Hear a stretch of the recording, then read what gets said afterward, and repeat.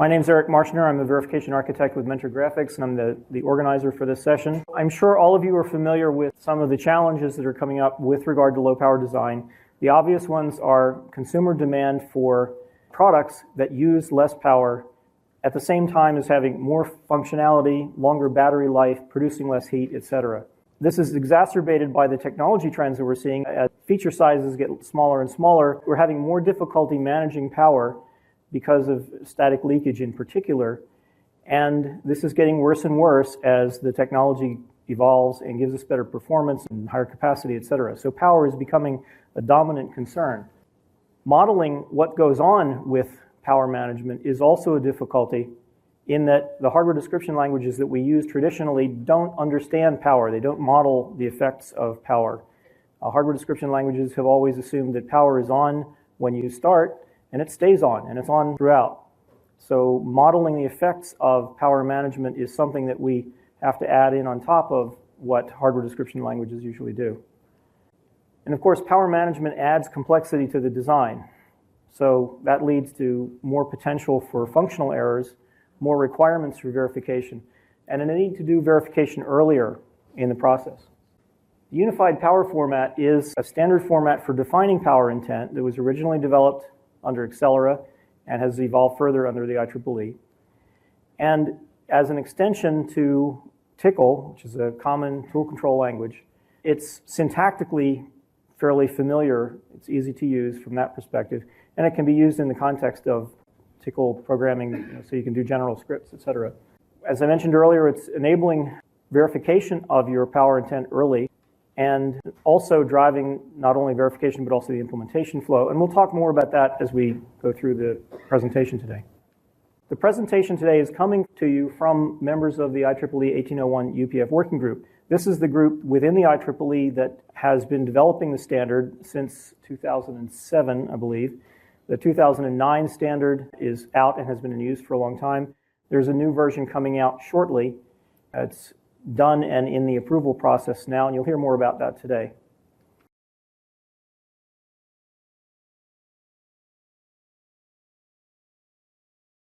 My name is Jeffrey Lee. I'm a corporate application engineer with Synopsys. And I'm kind of giving you the spiel for what is power intent to be considered for doing your functional designs. So the first thing that usually starts out as, well, what's functional intent versus power intent? Right? You guys are used to designing your chips in VHDL, Verilog. Some of you perhaps System Verilog. We won't ask for any System C folks here. But the point is, for those you know, hey, I'm building a particular chip with a particular set of functionality.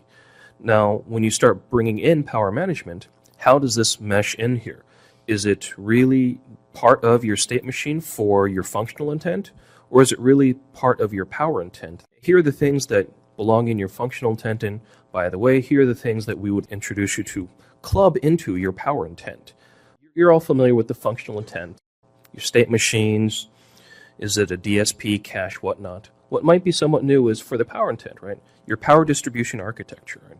What's a power domain? How are you defining supply rails? For most folks who are doing RTL design, having to worry about what's the name of your VDD seems a bit far-fetched. It's usually, hey, I've got this, it works, it's always on. This is something the physical guys take care of for me, right? They worry more about, oh, this trace won't meet here.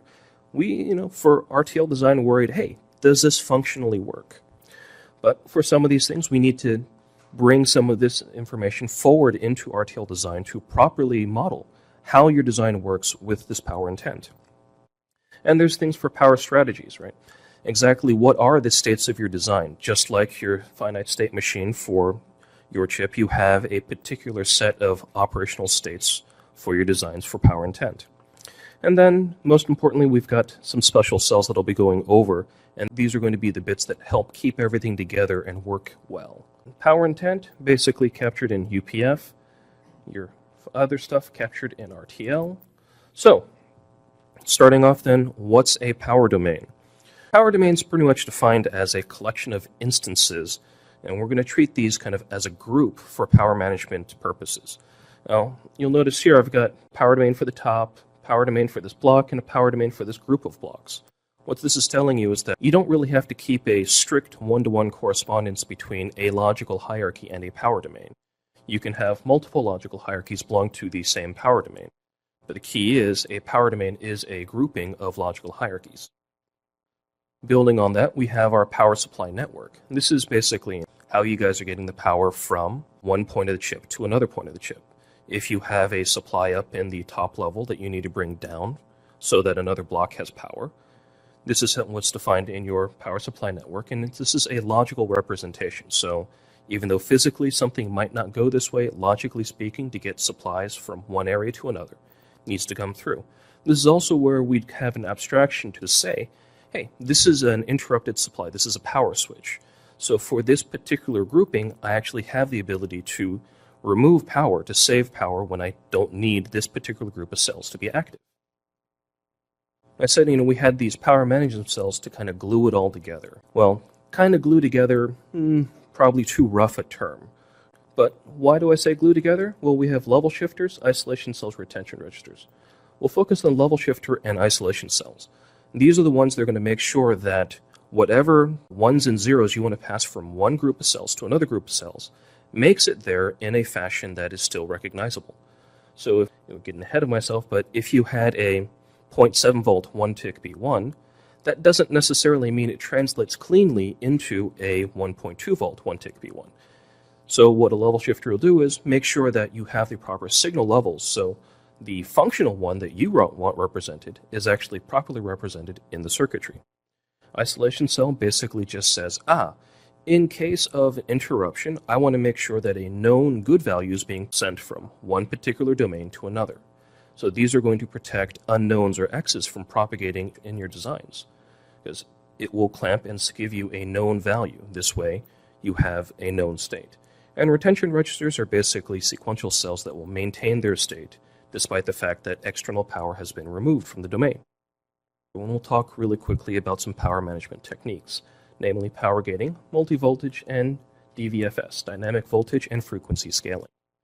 Power gating is just simply, hey, let me turn off power for a specific group of cells, thereby saving power by not having to maintain any particular active states, and allow me to move on through. So simply like for most of your smartphones, you put it in your sleep mode. Well, a good portion of that phone circuitry went to some sleep state. Some of it may have actually been powered off altogether. Right? This is going to give you some of your actual power savings by not having to keep multiple portions of your circuit powered. And it's enabled by what we call power switches, or as some folks like to call them, empty CMOS cells. And then we move on to multi-voltage. This is basically saying, hey, I've got a design, and instead of you, the designer, trying to manage each of these by hand, which I believe some or most of you have done in previous designs, you can do it in a more automated fashion by saying, hey, I've got a design, and I've got discrete voltages for different portions of the design.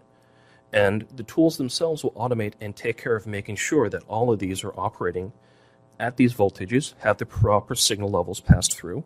This way you're not looking at trying to do your own homegrown hodgepodge, right? This is to enable you to have more automation to get this multi-voltage design. And then also we have the concept of a bias voltage, which some folks are using. This is basically to change the threshold voltage of a cell. So as you know, that if you want to make a cell less leaky, you could lower the voltage a bit. If you wanted it to be faster, you can increase the voltage. Bias voltage is one way of doing this. And finally, dynamic voltage and frequency scaling. So this is a power management technique where you basically run through and say, oh, while on the fly, let's say I'm operating at a specific state, and you hit a particular state and say, well, instead of being at 0.8 volts, because someone tripped a video on their smartphone, I'm going to move up to a 1.2 volts so I can actually operate faster and provide the performance. So dynamic frequency voltage scaling is basically saying, hey, let me try to model all the different voltages and on the fly say, oh, I can change from one voltage state to another voltage state without actually having to go through some of the other little details. So this is an abstraction to say, hey, you can pull this together for your simulations and your implementation. Power management architecture. So we'll cover power station transitions, isolation level shifting, state retention, basically, those special cells. As I said earlier, isolation cells basically to protect one group of logic from another group of logic. So if the purple logic here is powered off, you don't know what logic values are going to propagate over into this orange group. So what the isolation cell does is give you a known value, either the last known value or a 1 or a 0, depending on what you choose. This way, you have a known state. Level shifter, as I said earlier, just basically make sure that the 1s and 0s that you're passing from one group to another are actually properly understood at the proper voltages. And then state retention is, again, hey, I've got a flop that can save its value despite that the power for the area has gone off. This way, when you restore the power, you don't have to spend as many cycles restoring. You can just say, oh, power's up, everything's stable, and we're back to the last known state. And to tie it all together, basically, we've got a few different design styles, multi-voltage with no state retention and shutdown, and basically level shifter, so you can kind of see, oh, my next chip, it's going to be multi-voltage with shutdown. You're going to need to look at level shifters, isolation, power switches. So it's a quick handy-dandy cross-reference for you to say, here are the things that I'm going to need in order to implement my next design.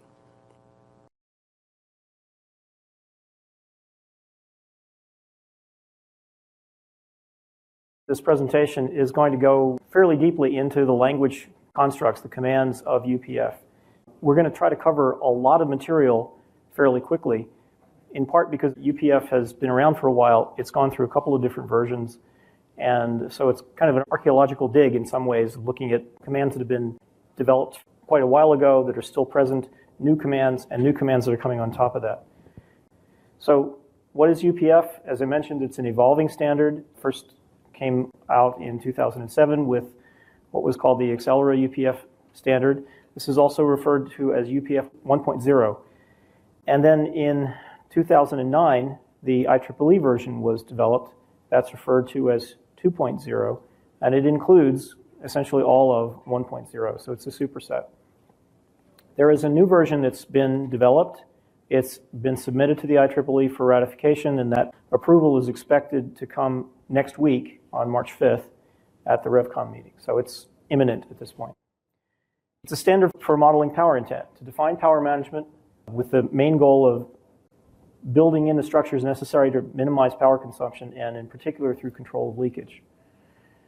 It's based on TICL, so it uses TICL syntax and semantics. You can mix it with non-UPF TICL, so you can write scripts based on TICL that include UPF commands. And of course, it's also based on HDL semantics too, because you're layering this on top of the design information in your hardware description languages. It's intended for verification of various sorts, dynamic or static, and also for implementation, to drive the implementation process. And the reason is you want to make sure that what you're verifying and what you're implementing are the same thing. You wouldn't want to go off in different directions. The typical flow that we envision here, and this is actually captured in one of the previous UPF specifications, is that you start out by adding UPF to an RTL design in order to specify what you're going to do in the implementation process for managing power. You haven't done that yet in RTL. The RTL is a very abstract description. But by capturing this information in UPF and attaching it to the RTL design, you can now do things like verifying that the RTL is going to work when you do the power management implementation, rather than just looking at the abstract model and verifying that it works as if power is always on. Okay. You can then use that same UPF to drive the implementation process through synthesis, place and route, DFT, etc.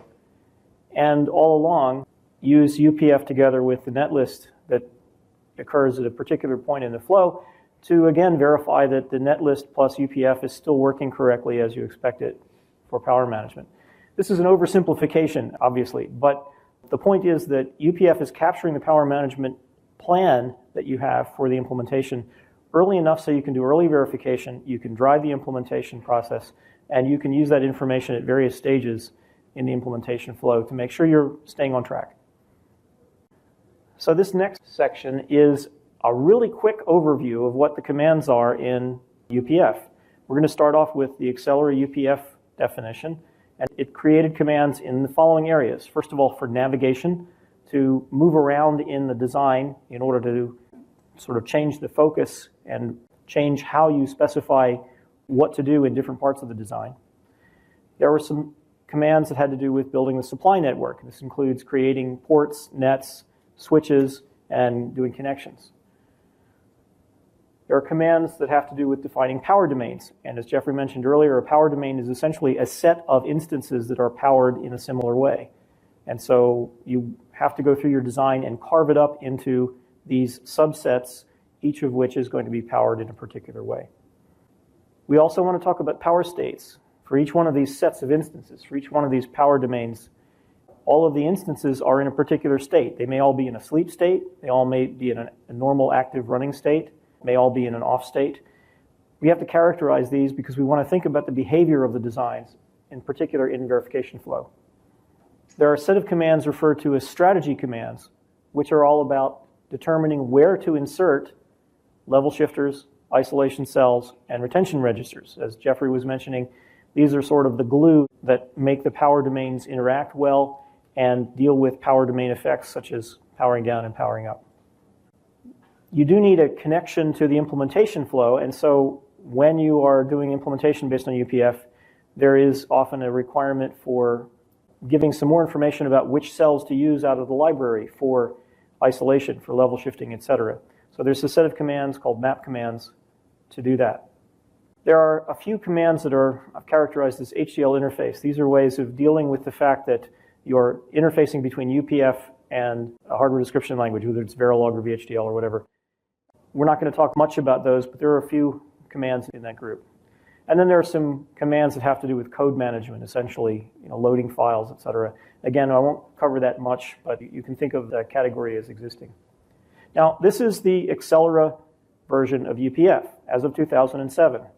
What's happened since then? Well, the IEEE took the standard, the next step, to develop IEEE 1801-2009. And of course, it started with the Accelera standard and added things to it. The stuff in purple here is the new stuff that's in the 2009 standard. And this is referred to as UPF 2.0. So chief among the new additions is this notion of supply sets.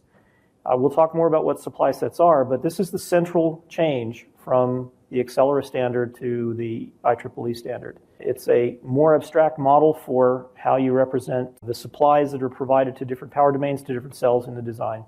And it enables a lot of the other capabilities in IEEE UPF. In particular, it led to a new way of defining power states, which we'll get into it later, but it allows you to think about the problem of power intent specification in a much more hierarchical fashion. That's the key issue.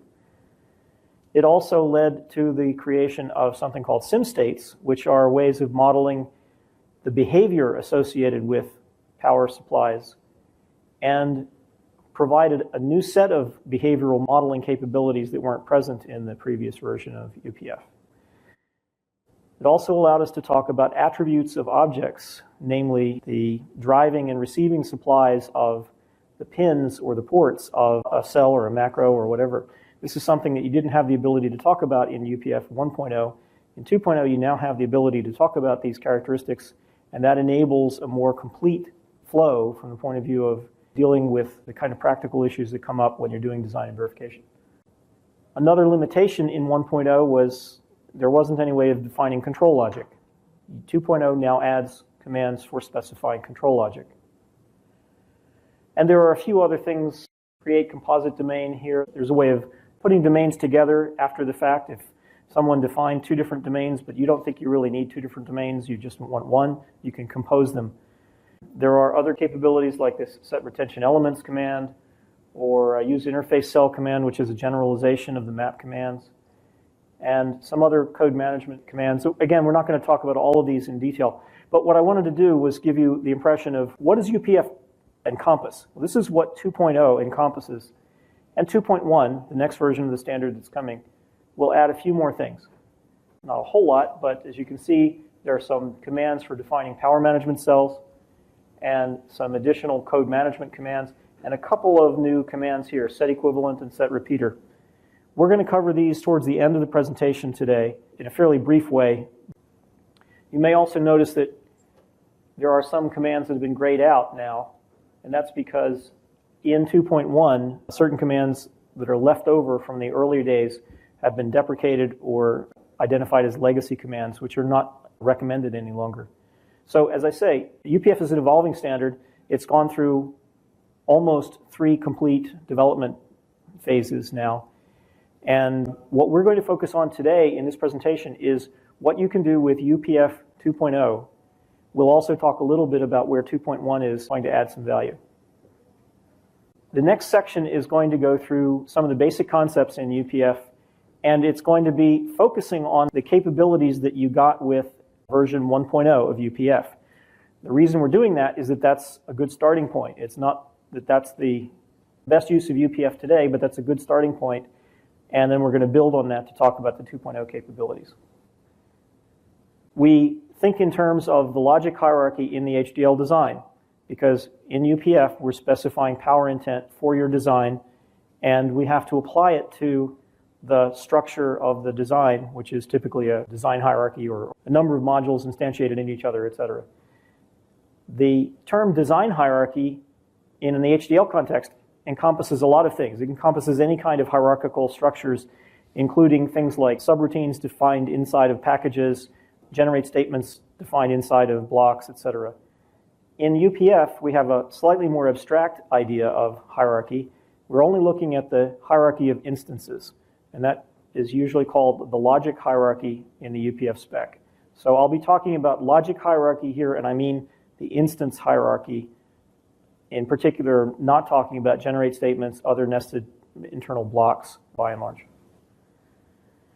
The key idea with UPF is that the commands that you write in a UPF file are interpreted in such a way that they add definitions to your HDL, and they add definitions within the scopes of the HDL design. So if I have a command in a UPF file that says create a port, it creates a port with that name in a particular location within the logic hierarchy. And I've shown that with the orange box. That's the current scope, and that's where that command within the UPF will be applied. If I change the scope and then execute another command, it may create an object somewhere else in the hierarchy. And the important point here is that depending upon where you created things, the name that you use to reference that object is going to be declared in that location. It has to not conflict with names that are already there, obviously. And also, just like any other name that's defined in your HDL, you can refer to that by that name in that location, or in general, with a hierarchical name that goes down to that location, and then you refer to that object. So think of UPF as essentially overlaying names on top of your logical hierarchy. That's the fundamental concept. A related question is, does this hierarchy that we're working on represent the ultimate implementation in terms of the floor plan? And the answer is, it depends. Some people really like to think that. They like to keep the logical hierarchy in their HDL aligned with the way they're going to implement it in the floor plan. And the reason is that gives them the ability to control some aspects of the floor plan and the routing and powering of things, etc., by working at the logical hierarchy level. Others would prefer to leave that all to the tool and not conceive of this logic hierarchy as being reflection of the eventual floor plan. UPF supports both models, and the only error here is to assume that it's always one or the other. It could be either. Just be aware that you can think of it in either way. Okay, so navigation. We talked about navigation commands. Bear in mind that the design that we're navigating over might actually be part of a simulation environment, in which case there might be more than just a design. There might be a test bench and other simulation structures. So one of the questions is, where do we start? The set design top command in UPF identifies the top of the tree that we're going to work on. And then within that, we have the ability to move the scope around. This is a little bit like change directory in Unix. You can set the scope to an instance that's somewhere down in the tree, set scope P1/M1. You can set the scope to the parent, pop up a level, and down a different path. Or you can start at design top and, by using slash, go directly to somewhere else in the tree. This is just a way of localizing what you're going to do within the design as you apply UPF commands. And in the coming diagrams, I'm going to use this orange box around the module that is assumed to be the current scope. I'm not going to talk about scope much anymore. These are all instance names that we're talking about here. There is an assumption that at the top of your tree, the module name is also an instance name. Okay, so Jeffrey talked about creating power domains, partitioning the design up into collections of instances that in each set are powered in the same way. So there is a UPF command called create power domain, which effectively creates a set. And the way I'm showing that here, just so you understand, is here's the hierarchy. You can think of this as the HDL design existing separately from what the UPF is constructing. Here is the power domain that's been constructed in it. And the power domain has a name which has been declared up here in the current scope. Remember that. The power domain name is PD sub. But the contents of this set, in effect, include all of the instances in the entire logic hierarchy. And the reason they do is we use the -include scope option here, which basically says, from where I am all the way down, include everything in the power domain. So you can see that the name is sub/PD sub because it's actually declared inside of instance sub, and there's the name that was created. So we can do this again and carve out a sub power domain out of some of the components that were put in that original set, and do it again and create another power domain that has been carved out of the set of instances in the original power domain. So one point here is that you can, in effect, override the creation of one power domain with the creation of another. You can carve out lower portions of the hierarchy in a power domain and put them in a different power domain. Just to complete, we'll do the same thing on the other side. And the key point is that for all of these, the names that are created when you run this create power domain command are created in the current scope. So all 5 of these names, PD sub, PD proc1, PD proc1 mem, etc., are declared in sub. This is a possible point of confusion, so I want to make sure it's clear here.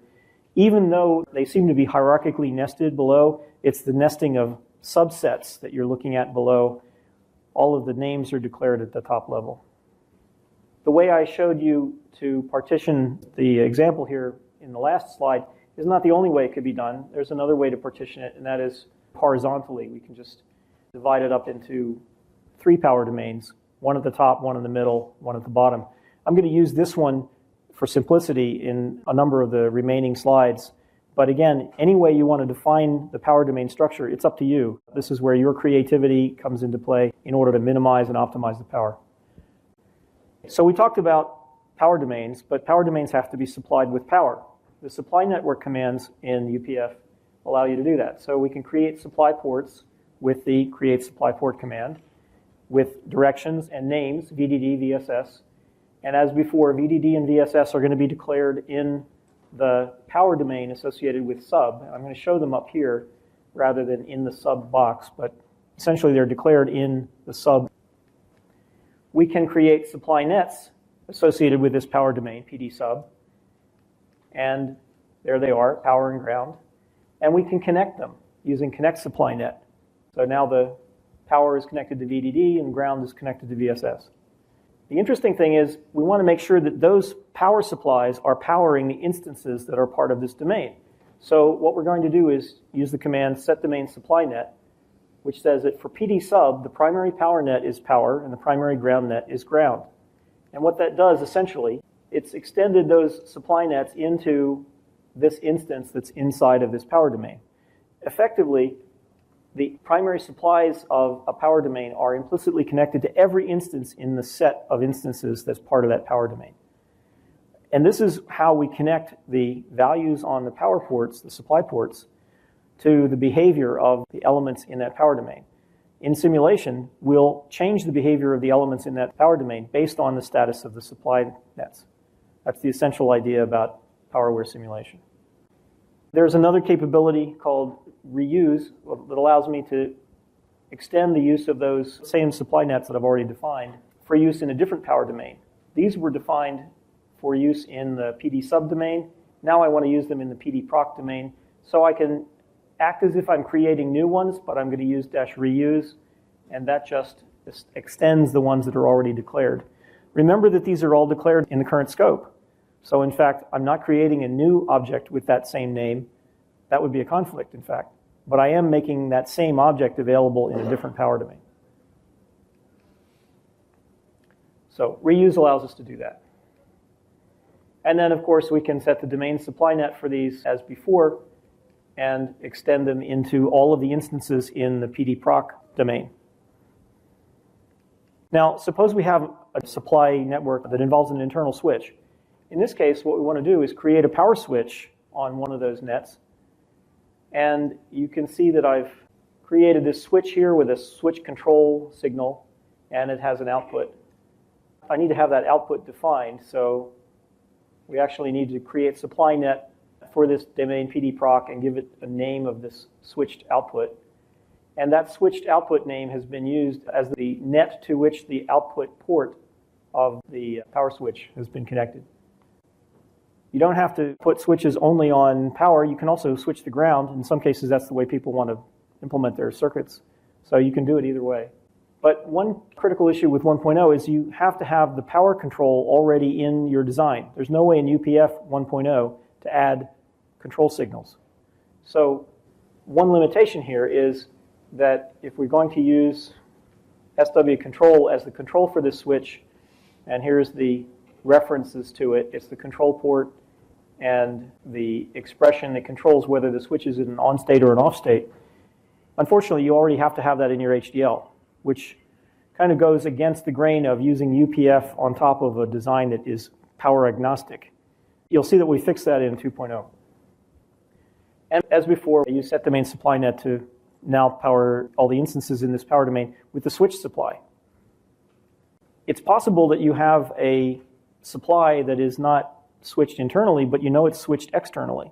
You might even have a control output that tells somebody externally whether to switch it or not. Well, in that case, you might want a different supply port, so we've created here. And we're going to reuse this and use it to power the instances in the PDMEM domain. I won't go through the details, but it's much like as before. We're creating a port. We're actually not creating the supply net in this case, but we're connecting them all to the instances. This is a special case. You can actually refer to a port like that, VDD2, in a place where you would expect to find the name of a net. And in UPF, the semantics are such that you can just sort of implicitly refer to the port as if you had created a net with the same name and you're using it directly. So kind of a nit, but something that gets in the way sometimes. Let's talk about the states of the supply ports now, which is getting to the next step of how do we know how the various parts of the design behave based on the state of the supply. So in this case, we've got an always-on supply, VDD, and we model it using add port state, which says, here's a name on 10 for a state of this supply port, VDD. And it's what we're saying is that it's on with a 1.0 volt supply. Here's a similar statement for an internally switched supply. And in this case, I'm referring to the port that's the output port of the switch. And I'm saying that there are two states. There's an on state where it has the voltage 1.0 and an off state where it's off. In this case, this is the externally switched supply. Notice we also have an on state and an off state. And the voltage is actually different. In this case, it's 0.8 volts. So this is externally switched, obviously, because if it can be in both of those states, but there's no switch here, the switch must be outside. Now, this is a little oversimplified. In reality, every supply can be switched, and one of the questions is, should I model all of my supplies with an off state always? That gets into subtleties I don't want to deal with here. But I'm trying to make it clear that you can model the states of a supply and imply from that whether they are switched, whether externally or internally. The last one is the common ground. It is in an on state because it's connected, but the voltage is 0. This is an important point. 0 doesn't mean off. It just means that's the voltage with respect to some hypothetical reference voltage. The state is what determines whether it's connected or not and whether it's going to be functional or not. Essentially, we've said that there are multiple states for a couple of these and single states for several of these. So if you look at it, these are the sets of states that we can have for the various supply ports, and in this case I'm referring to the switched supply net as opposed to the output port of the switch, but they're equivalent. And if you take a close look, you can see that VDD is the main supply for the PD sub domain. The VDD SW is the main supply for the PD proc domain, and the VDD2 supply is the main supply for the PD-mem domain. So in effect, these supplies correspond to the domains. And if we want to think about how the system is operating and what states the system can be in, what we want to think about is what are the combinations of these possible states of the supplies that are legal. And we can do that by essentially expanding the table and looking at the various possibilities that we want to consider. So in this design, we're going to say that there's a normal case where the PD sub supply is on at 1.0 volts, PD proc is on at 1.0 volts, PD mem is on at 0.8 volts, and the VSS is on at 0 volts. That's the normal case. There's a sleep case where it's much the same except that the PD proc domain has been turned off. And then there's a hibernate case where PD proc and PD mem have been turned off. These are the combinations that are of interest to us. These are the combinations we think we're going to put the design into in addressing the various system scenarios that we want to put this design through. So can we describe this in UPF? The answer is yes. We have commands called create PST and add PST state. Create PST essentially creates the header of a table like this. You can see VDD, VDSW, VDD2, VSS. That's the header. And add PST state allows us to specify those three states in terms of the values of the corresponding supplies in the header. So this set of commands up here is identical to this table. Jeffrey mentioned retention, isolation, level shifting. Once we've defined the power domains and the powering of those domains, then the question is, well, how do they interact? And this can be seen to quite an extent by looking at this power state table. I'm going to show you in terms of the graphic rather than the UPF, but you can think of this as representing the UPF power state table. So if you notice, we have PD proc, which is off in certain cases. And in those cases, we may want to save the state of the registers in that domain so that when it comes back up, when it gets turned back on again, we can turn it on very quickly, as opposed to taking a long time to reinitialize. If we do that, we want to use the set retention command, which essentially says add retention to some or all of the state elements in this power domain. And in this case, we're adding retention registers to P1 and P2 and powering them with VDD and VSS. This is upstream of the switch, because the power for retention registers obviously has to stay on in order to keep the state alive. You can't power it with a switch supply if the switch is going to be turned off. In addition to this, in UPF 1.0, you also specify the control signals that tell when the state retention registers are turned on or turned off. And in this case, there's a single signal SRB, which is used as both the save signal and the restore signal, different edges, obviously. And that's shown here. But as before, that signal has to exist in your HDL. So again, this is a limitation of 1.0. You have to have the signals already defined. Now, there are other places where some power domain is off. Do we have to put state retention everywhere? No, it's up to you. It's your decision whether you want to reinitialize or reset everything every time you come up, or whether you want to retain state, do partial state retention and a mix of state retention and restoration. It's really up to you. This is part of the design process for designing the power intent. For isolation, we have the case also where this power domain is off, but another power domain that it interacts with is on. This is a case where you want to protect the power domain that's on from possible errors resulting from being connected to power domains that are turned off.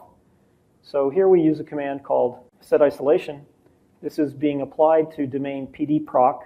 That's the one in the middle. And we're also going to need a set isolation control command in this case to specify the control signals. In this case, we're applying this to the outputs of PD proc. So we're talking about the output ports up here of these instances in PD proc. And we're going to put the isolation cell into the parent domain above the cells that have those outputs. So in this case, that means putting them up here in the PD subdomain, attaching the control signals specified in set isolation control, and running the power in as before. And of course, once again, the control signal has to pre-exist. Now, it's also the case that PD proc, when it's off, is connected to PD mem, which is on. And so we need to think about isolating that boundary as well.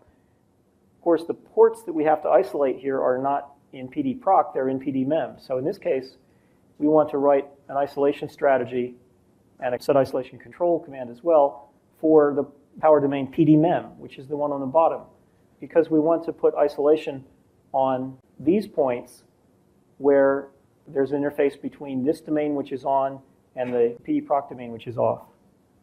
In this case, we're going to isolate the inputs to the instances of PD-mem because those are outputs of the above domain. And we're still going to try to put them in the parent domain, which is to say the PD-proc domain where P1 and P2 are. And so you end up with isolation here, and I'm not going to bother trying to show the control signal. Now, one point to notice is that if you put isolation in a domain that's turned off, and the goal is for that isolation to protect other domains when that domain is turned off, then those isolation cells clearly can't be powered by the same supply as that domain, right? You have to have backup power for those cells. And this gets into a whole discussion about what kind of cells you have in your library and whether you want have single rail or dual rail cells and all kinds of stuff I'm not going to touch on. But it's one of the reasons why it's important to think about the location in which you're inserting isolation cells. And so an alternative is to do the same thing, but instead of putting the isolation on the parent, we put the isolation in the self here, and that ends up putting them inside the PD-mem domain, and now they can be powered with the regular power without a need for a backup supply.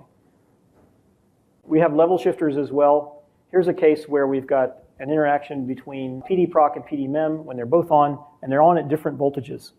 So we have to shift the values going back and forth. And you do that with the set level shifter command. There are a bunch of options here. It applies to domain mem in this case because we're going to put it on the inputs to the memory side. There's a threshold option that allows you to tune whether level shifting cells are inserted if there's just a tiny little bit of a difference in the voltage or whether it takes a larger threshold to cause them to be inserted. You can apply them to both inputs and outputs or individually one or the other. You can control whether they're applied depending upon the direction of shift. There are various options here. I'm not going to get into it. And of course, the location option is much like you saw with isolation. One thing that is different here is that in UPF 1.0, there was no provision at all for providing power to level shifters. There's sort of an implicit assumption that level shifters would be powered by the same supply that's driving in and the same supply that's driving out. That's changed in 2.0. And since they're just level shifters, there's no control, so there's no issue about control signals existing. So that was a quick overview of 1.0 UPF. That gives you the capability for specifying the power intent for partitioning the design into power domains, providing the supply network, and sticking in the interstitial cells that make the whole thing work. So what do you do with all of that? Well, you can verify the design, and you can implement based on that UPF. Verification, just to add a little bit more detail, involves typically running simulation or some kind of dynamic verification. Of course, there's also static verification. I won't touch on that here. But when you're running dynamic verification, what you want to do is set up those supplies so that you can observe the effect of turning the supplies on or off, changing the voltages, etc. And there's a whole collection of semantics associated with UPF about corrupting signals if the power isn't right for them to operate correctly. I'm not going to get into great detail, but essentially you get to watch in simulation what happens if you don't give the required power for a particular part of the design. And in particular, what happens if you shut down part of the design without correctly isolating it or level shifting it or whatever in order to make it interoperate correctly with the rest of the design. The bottom line is that there's capability in UPF in a package that's delivered along with the UPF standard that enables a simulation to drive the power supplies that are distributed to the entire design through UPF. And you can turn the supply on, this particular supply, to 1.0 volts, turn it to 0.0 volts, or turn it off. And these supply on, supply off functions are the primary ones you'd use in simulation in order to control what's going on. Now, for implementation, you'd probably move to the map commands and use the map commands to help your implementation tools decide which cells to pull out of the library in order to implement the various aspects of the power management. Okay, so just to review, we talked about navigation commands, set design top, set scope. We talked about supply network creation commands, creating ports, nets, connecting them, creating power switches. We talked about power domains, the basic partitioning of the design into sets of instances, each of which has the same powering, and using set domain supply net in order to set up those primary power and ground nets for each power domain. We talked about power states. These are actually power states of ports, which then can be used in power state tables to model how the power domains themselves are operating. We talked about the strategies for inserting retention, level shifting, and isolation. And I haven't really touched on this, but there are some commands I mentioned: load UPF, save UPF, and then some miscellaneous commands. These are bind checker and VCT commands, or the part of the HDL interface set that I mentioned earlier. And we talked a little bit about map commands. That's more or less what you use when you're using UPF 1.0. I mentioned a couple limitations of 1.0. First of all, power supply concept. We're dealing with power and ground nets, but the only thing they can do is be on or off. And that doesn't really cover all the cases we want to cover. There was a discussion earlier about bias. That involves more than just the primary power and primary ground net, and it involves modeling that we can't really do in 1.0. So there's more work to be done here. Another thing that I skipped over, that last bullet under the first bullet, supply network must be defined to enable verification. This is really a key issue. In UPF 1.0, you can't do any verification at all until you know what the power states are. The power states are defined on the primary supply ports of the design, and they're propagated through the supply network down to the instances in the power domains. In effect, you have to define the entire supply distribution network before you can do any verification. This is one of the ways in which 1.0 kind of assumes that you have the whole design in place, and you can define that global supply distribution network at the point where you want to do verification. In UPF 2.0, we're going to try to postpone that supply network definition by following a more abstract method for defining power states. And in particular, we want to be able to support hierarchical composition. And that doesn't work real well in UPF 1.0 either, for exactly that same reason. If you are always dependent upon the top-level global supply network to do anything, hierarchical composition is kind of limited. You can partition your text, but you have to put the text back together before you can do anything with it. A related issue is this question of what are the supplies for ports of, say, a hard macro? Well, I can't see inside the hard macro and find the power domains in it, but I know there must be some supplies in there. In 1.0, we don't have the ability to model that. So there's additional capability in 2.0 to talk about what the driving and receiving supplies are for ports of a hard macro, even if you can't find that information in the design because it's not visible to you. There are some differences in the way we model domain boundaries. I'll get into that as we get there. And last but not least is we now have the ability to define control logic in UPF. This is a significant improvement because now you don't have to have thought ahead and put all the control signals in the design.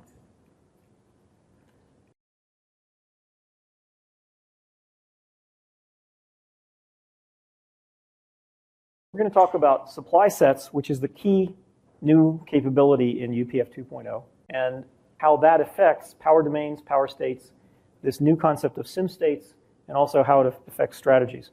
Supply sets are the main thing that is updating a lot of capabilities in UPF 2.0.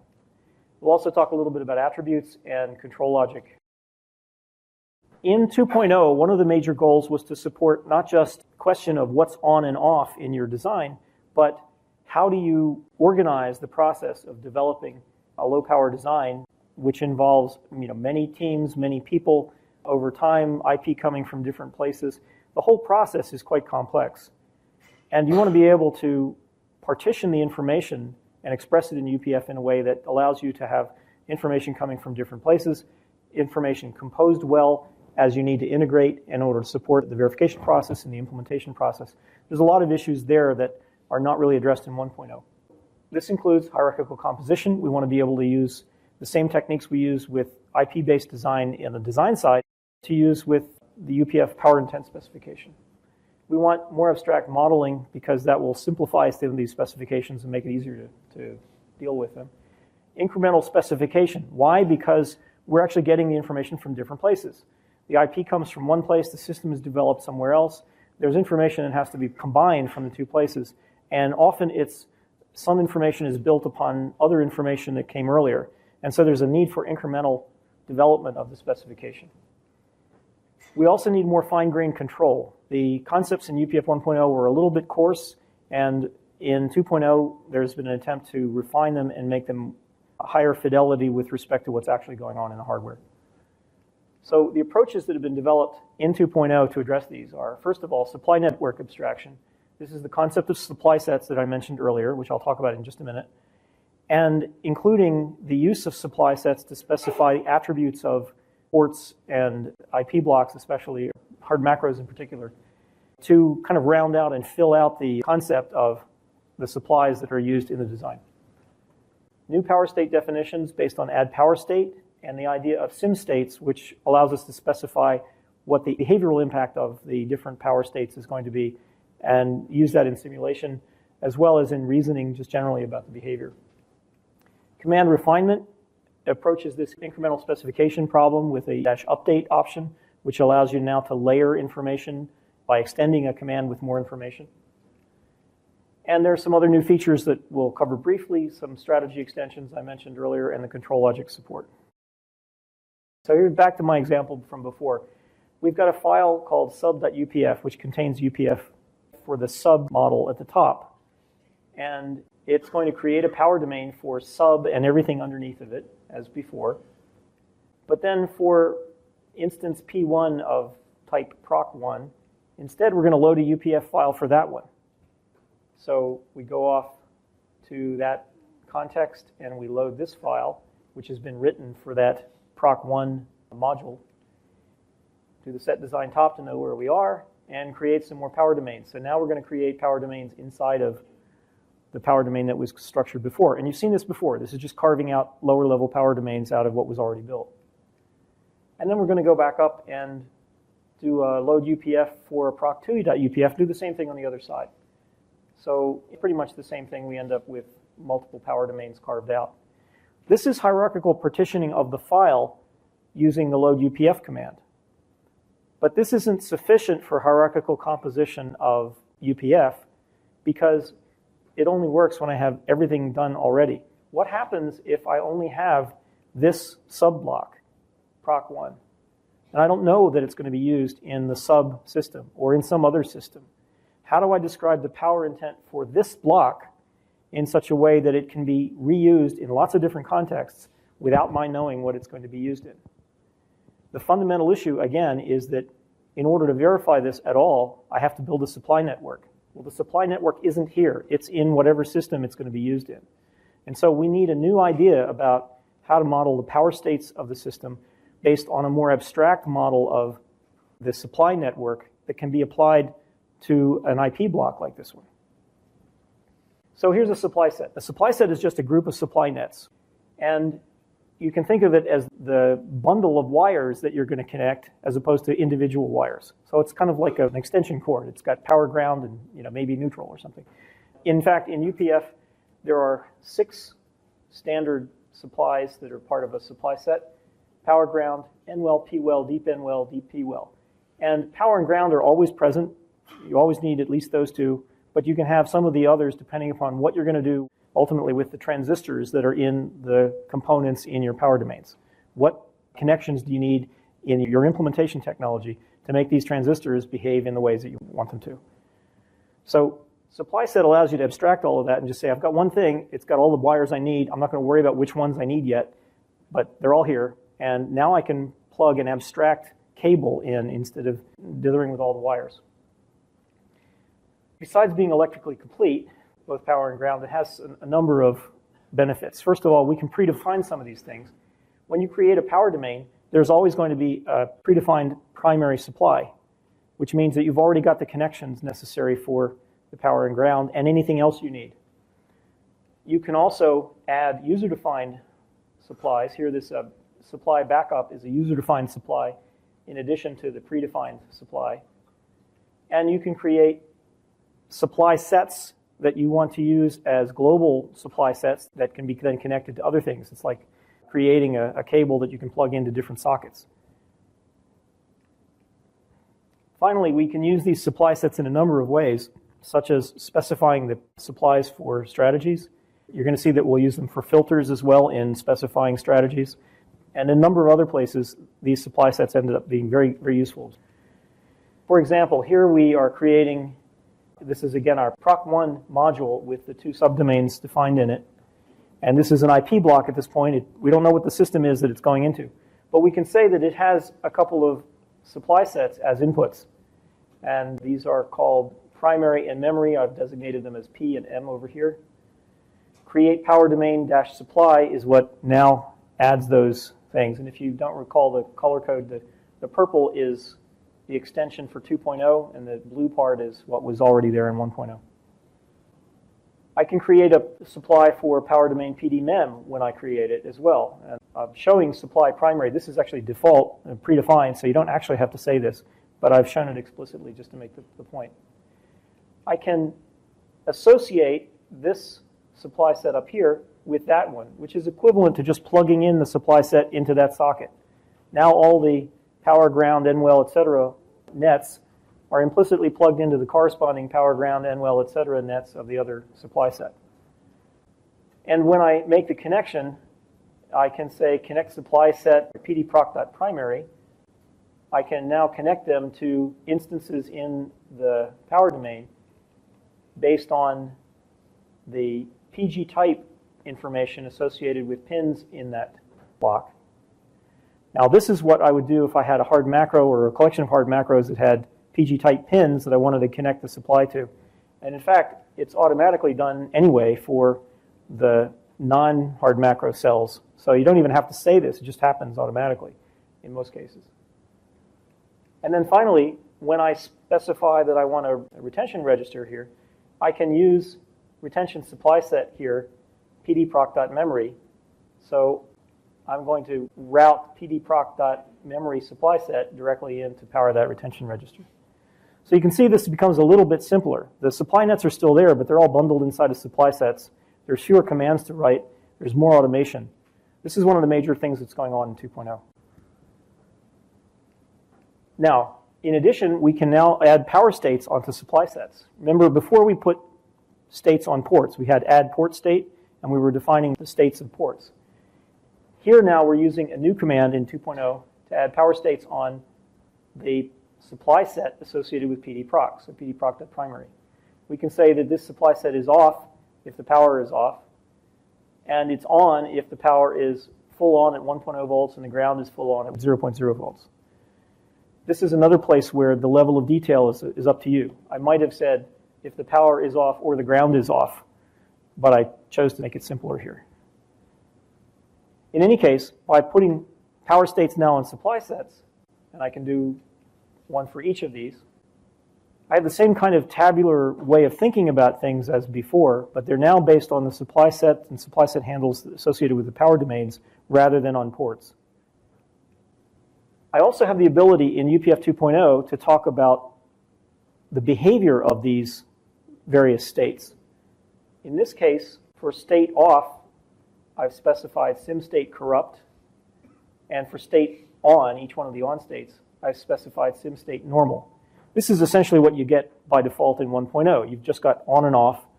When it's on, things operate normally as if the power is on, just like regular HDL simulation.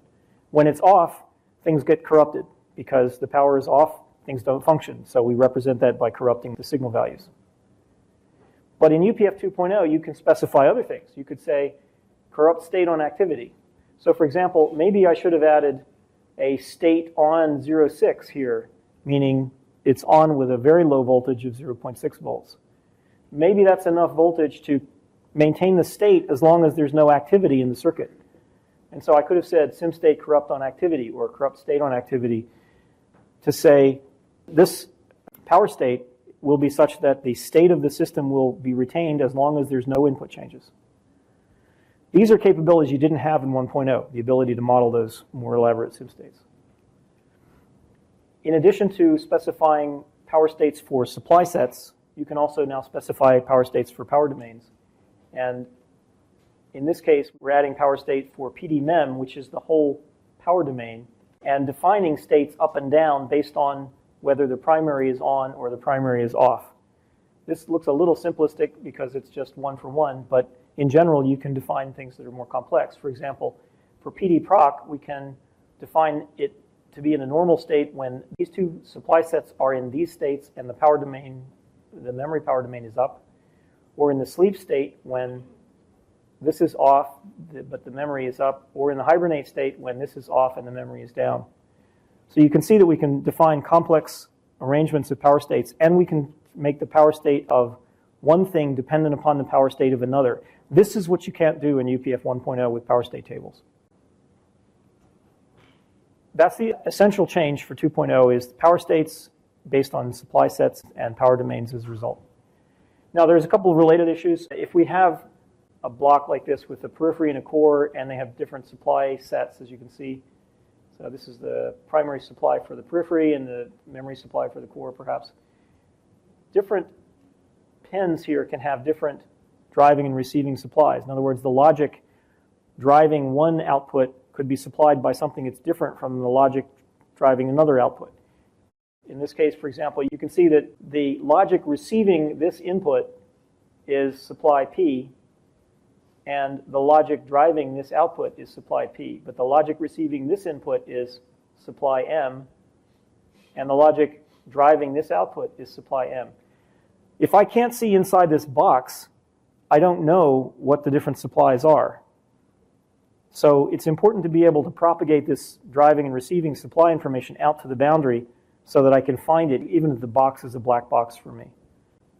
We do that with the set port attributes command for specifying driver and receiver supplies, and they point to supply sets.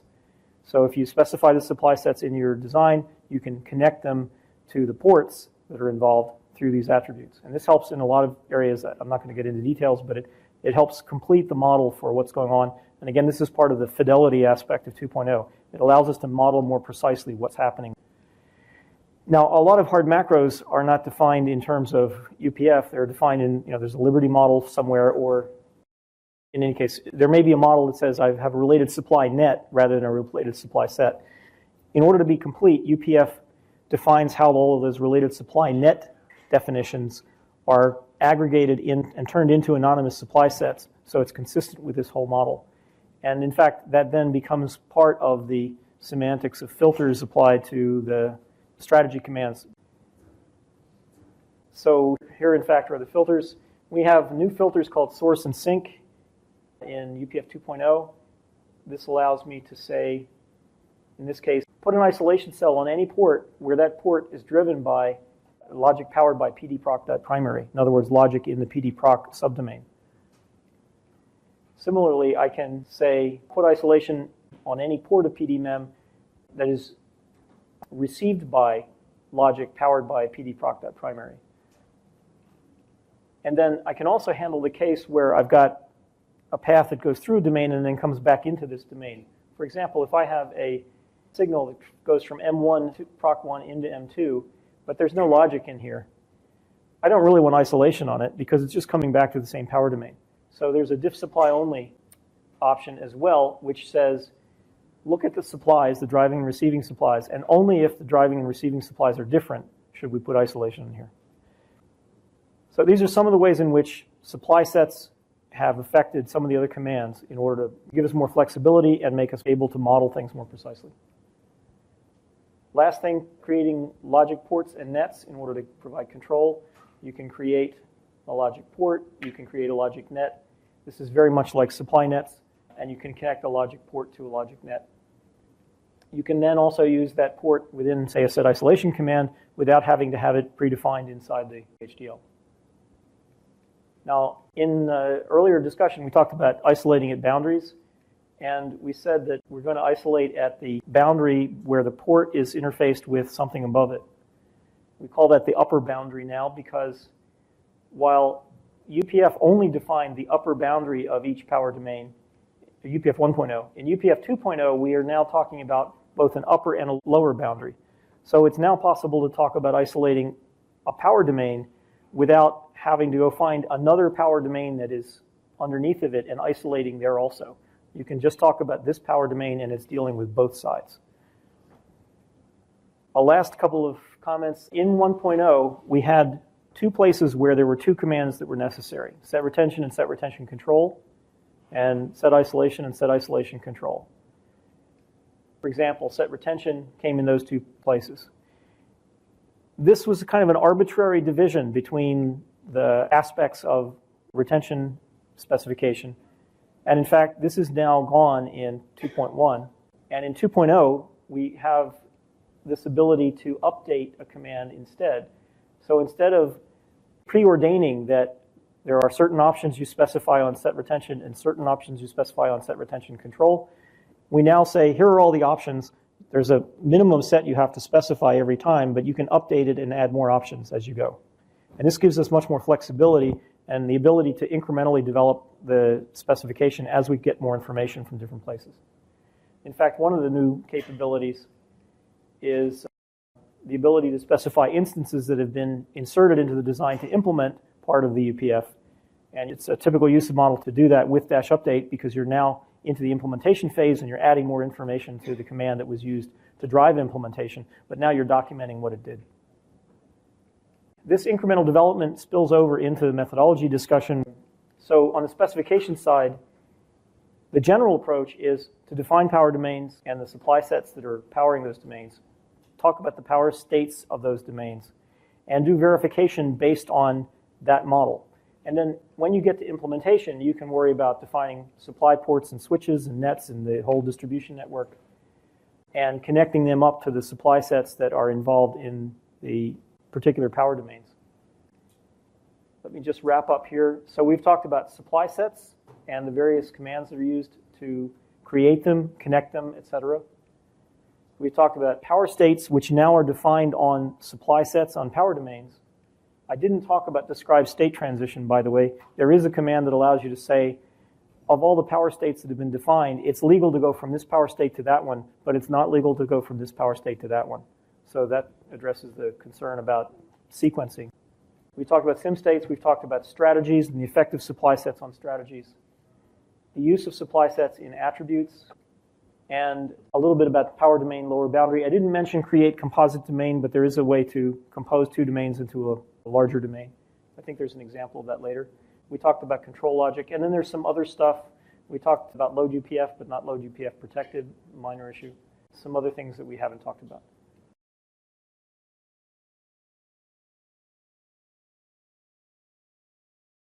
I'm Wang. I'm from Cadence. I'm Technical Marketing Director for Low Power Mixed Signal Solutions. I always care about methodology. You know, low power designs, format is one thing. The single format, and many people can write it different ways, create a lot of problems for users and vendors. So the methodology is the way to bring people together. If you look at successive refinement, this is a very subtle and neat concept you need to capture. So from IP creation, IP configuration, IP implementation, we're expecting more and more refinement on the power intent. And on this direction, we call it incremental specification. The IP guys created the power intent. They may not care about what's the library cell you want to use, but they care about where to put isolation, what's the value, things like that. And once you go to the configuration stage, which means that the constraints you provide at the IP creation stage itself cannot drive the actual verification and the implementation. You need more information. At this stage, not only you need to know the constraints like isolation values, you also need to know the control signals. That's what we call about configuration stage. And by this stage, we use a common term called the golden power intent or golden source, which should be the same intent you want to design, verify, and implement. Then go to the implementation stage. This is the whole complete flow from RTL to sign off. Then people all know that during different stage, you may add additional information. For example, which library cell to use, exactly which is the power and ground net you want to hook up to your power intent. And during the stage, there will be changes, but there's also want to make sure you keep the original golden power intent so that you can implement to what you have already verified.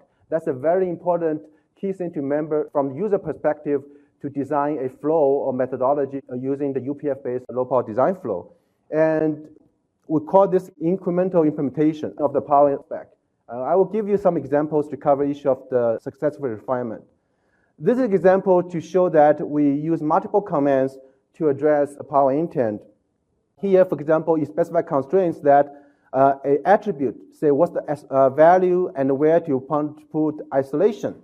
Now, look at here. There's no information about what's the control signal. There's no information about what's the library cell to use for isolation because we are at the constraint specification stage. And then at the next stage, using the configuration, you can use the isolation strategy command to specify the detailed information about control signal and what's the sense and the location. You need to specify value here. With this information now, if you have a verification tool, you can verify your intent here, how it matches up with your implementation rule or instructions. And finally, you can use another command like the user interface cell to specify the library commands, what library cell to use. So this kind of shows that the incremental specification and refinement using multiple commands. You can also use the same command with the new concept inside the UPF 2.0, the dash update. For example, here at RTO abstract, it just says specify the supply set and the power state. Now at this stage, for RTO design and verification, you don't need to specify what's the exact power and ground net for the supply set and what's the exact voltages for the state of the supply set. Go to the implementation stage, you can use the update option to specify, hey, for this supply set, this is my power function is VDD, my ground function is VSS. At this stage, the power function actually refers to the power net, which is VDD. Ground function refers to the ground net, which is VSS. Similarly, for the power state, you can specify for this state what's the voltage value for the power net and voltage value for the ground net. I specifically created an example to show the ground is not to 0. This is really people can use for biasing, like source biasing, to define kind of a same state that change on activity or change switching. So let's switch the gear to hierarchical specification. That's also a very practical and important aspect when you use the power format in your flow. We will cover two parts very quickly, soft IP and hard IP. Hard IP is kind of the hard block, like modeled by the Verilog for RTO verification or by library cell where you go down to the implementation. We'll use some examples to cover a lot of details we don't have time to cover. So hopefully you will get more information from John and Sushma's presentation when they actually using an actual design example to cover those two subjects. So here we more talk about the coding guidelines, methodologies. The coding guidelines for soft IP, there's many small items, but I want to emphasize on two things. One thing is that one file per soft IP, which should include all the power intent you want to describe for the IP, and also you want to define the interface of supply sets and logical ports. So I will use the example to show what the exact mean by the interface, supplies, and the logic. So if you look at these designs, I have three blocks. The block shows a little bit shaded as hard IP. I will do a little bit later on. Let's focus on the two blocks of the so-called soft IP.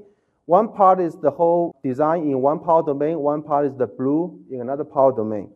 Let's look at the examples of what we can do to create this soft IP power intent.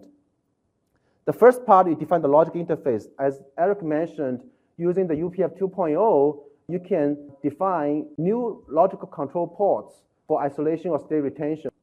Those ports don't have to be in the RTO. So that's the way you're going to create it. You define this port, even though this port name called ISO_enable is not in the RTO, you can do that. Then you can define the interface. This really basically is what we call this top level power domain. I include scope to say everything below this belongs to this power domain. You can define your interface supply using the dash supply option for the power domain for the top level power domain. So this is actually in the example that Erich showed, this put here with more context. And essentially this so-called interface supplies basically to model all the external supplies coming from outside the world into your IP. At your IP level, you don't actually care exactly what's the supplies coming to my IP, but you definitely know that at the architecture level, my IP needs two power supplies. And that's the supplies you want to define here. And here is all abstract level. You don't have to specify all the detailed information. With those interface established, then you can define your power state for all the supply handles. At this point, you don't even have the detailed power VDD or VSS. But what you have is supply set or supply set handles. You can define power state. You can define the global system state on the top level power domain. Then you can define some kind of isolation strategy. Okay, that is almost kind of the full power intent. Interface, logic interface, power interface, the states of the supply handles level as well as the system level, and then some strategies. This pretty much is your soft IP level's power intent. Once you have this IP power intent, then how you hook up, right? That's the key thing. UPF 2.0 gives you a very systematic approach to link or to combine or instantiate it or integrate your soft IP into SOC designs. Several things, key things to remember. Load UPF-scope. This is the command, be able to load your IP level UPF to SOC level. Erich talked about that. Then, again, this is also talk about associate supply set to link the interface supply with the top level SOC level supplies, and use the connect logic net command to link the logic interface to the SOC level. So very quickly here shows that at SOC level UPF, you load this block level UPF to this scope and use the associated supply set associated the lower scope supply set handle, which we define as interface, to the top level supply set or supply set handle. You can connect the logical net similarly using the connect logical net command. Very systematic way to create the IP and instantiate or integrate your IP at the SOC level. So this is for the soft IP. What about for hard IP? We can do it in a very similar way. A hard IP, currently people using UPF 1.0, typically using Liberty. That's perfectly fine. However, we want to show that using the UPF 2.0, there's a better methodology to address, you can describe more complicated hard IP with power management features. And again, the coding guidelines is still the same. 1.5 per hard IP, and you want to include all the power intent inside of that. So two supplies coming in, there's one internal supply, and you have some logic related to this external supply VDDA, some logic related to the VDDB, and some logic related to the internal switchboard supply. And it also has some internal isolation. So this is your complex hard IP. This is very similar to the soft IP I just showed in the previous slide. Actually, the methodology is kind of recommended is deliberately make to be similar so that you can reuse your IPs. And here, still, you define your interface supplies. In here, you have two external. You define SSAH, SSBH as the external. So this is your interface supply. And typically for the hard IP, you probably has all the pins on the hard IP, so you don't need the interface for logic. But in some cases, you still need it. You can then use the previous example to do that. Here, I'm only showing the interface for power supplies. And then you can, now, because it's a hard IP, already have the power and ground net over there, you can immediately link your interface supply with your hard IP's power and ground pins. Then you can also use the port attributes to define receiver supply and the driver supply to link your pins with the supply sets or interface supplies you defined for this power domain. And finally, you can define the power state on the supply set handles as well as on the system for this hard IP itself. So there are several things that you cannot do with Liberty, specifically is the power state. It's allow you to specify your power states for your hard IP, be able to help you to do the SOC level integration and the checking. Now with the hard IP specification, how we're going to do the integration? Again, very similar to the soft IP, load the UPF-scope, link it to the specific block, and then use the associate supply set to link the interface supply for the IP and the SOC level. So in here, we show that here is the hard IP as before. Then what the UPF code looks like is even simpler in this case. Load UPF for this UPF file-scope on this cell, and then you do the associate supply set of the IP level interface supply with the top level supply set or supply set handles.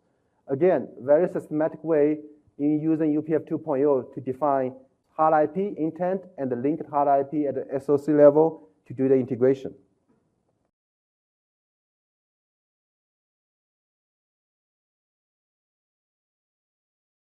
I thought to add some detail to what Cheese and Erich have been talking about earlier, we'd go through an example of using UPF for IP design. Because a real-world example might be a little bit complicated, I've made a Cortex-A series MP core example. It's a sort of generic, simplified example that is representative of modern ARM processors such as the Cortex-A7, Cortex-A15. It's a symmetric multi-core cluster that can be configured for 1 to 4 CPUs and also has L2 cache at the top level. Each CPU has 2 power domains. Essentially, there's one power domain for the floating point unit and the SIMD accelerator, and then everything else is in the other power domain. That would be the integer CPU, the L1 cache, debug, trace, etc. At the cluster level, there are 3 power domains. There is a power domain for the L2 cache RAM instances. There is a power domain for the debug and trace blocks, and then essentially everything else, the cache control circuitry. So this is a block diagram I lifted out of one of our technical reference manuals. It's a little bit difficult to see what's going on in black and white there, so I've overlaid it with some color to show those power domains that we were talking about. And specifically, one thing I wanted to highlight was the location of these clamp cells. The clamp cells in this diagram are shown as appearing immediately after every power domain crossing. But as Erich was mentioning earlier, if your library supports it and you have dual rail isolation cells in your library, you can actually implement the clamp cells in with the logic hierarchy. So that clamp cell in blue in the sea of purple there is showing the fact that you would need dual rail isolation cells in order to build a block that isolates its own outputs. So whilst we're talking about the relationship between logic hierarchy and power domain hierarchy, I just thought I would highlight a gotcha that has tripped up some people with UPF 1, and it can also trip you up in UPF 2, but there are ways to avoid it. And it's specifically to do with a multi-element power domain. So if you have a simple hierarchy like this, where you've got 3 modules, A, B, C, in the top, and you want to create a power domain red out of modules A and B, you might simply go create power domain red dash elements A and B. And then you might apply an isolation strategy to that power domain red. And then you might be surprised to find that you get an isolation cell between any nets that leave A and enter B. And that's because most implementation engineers are used to design compiler where you group A and B together and it becomes like a new level of hierarchy. But the way UPF works is the power domain red's boundary is the aggregation of the boundary of module A and module B. So the fact that the net leaves A means it leaves power domain red. And if you think about it from a Verilog perspective, the wire that connects A and B exists in module top. And so that's why you get this somewhat unexpected isolation. So a different way of approaching this to avoid that would be just start at the top. Put all of the elements into your power domain red, and then, for example, call out blue a separate element where the more specific definition overrides the more generic. And now module top belongs to red, and you don't get the problem. In UPF 2, you'd be better off doing this with the commands that Erich was talking about a few minutes ago, diff supply net only. This would be an example where if you said set isolation diff supply net only, you wouldn't get the isolation between A and B, or you could use source and sink filtering to avoid it.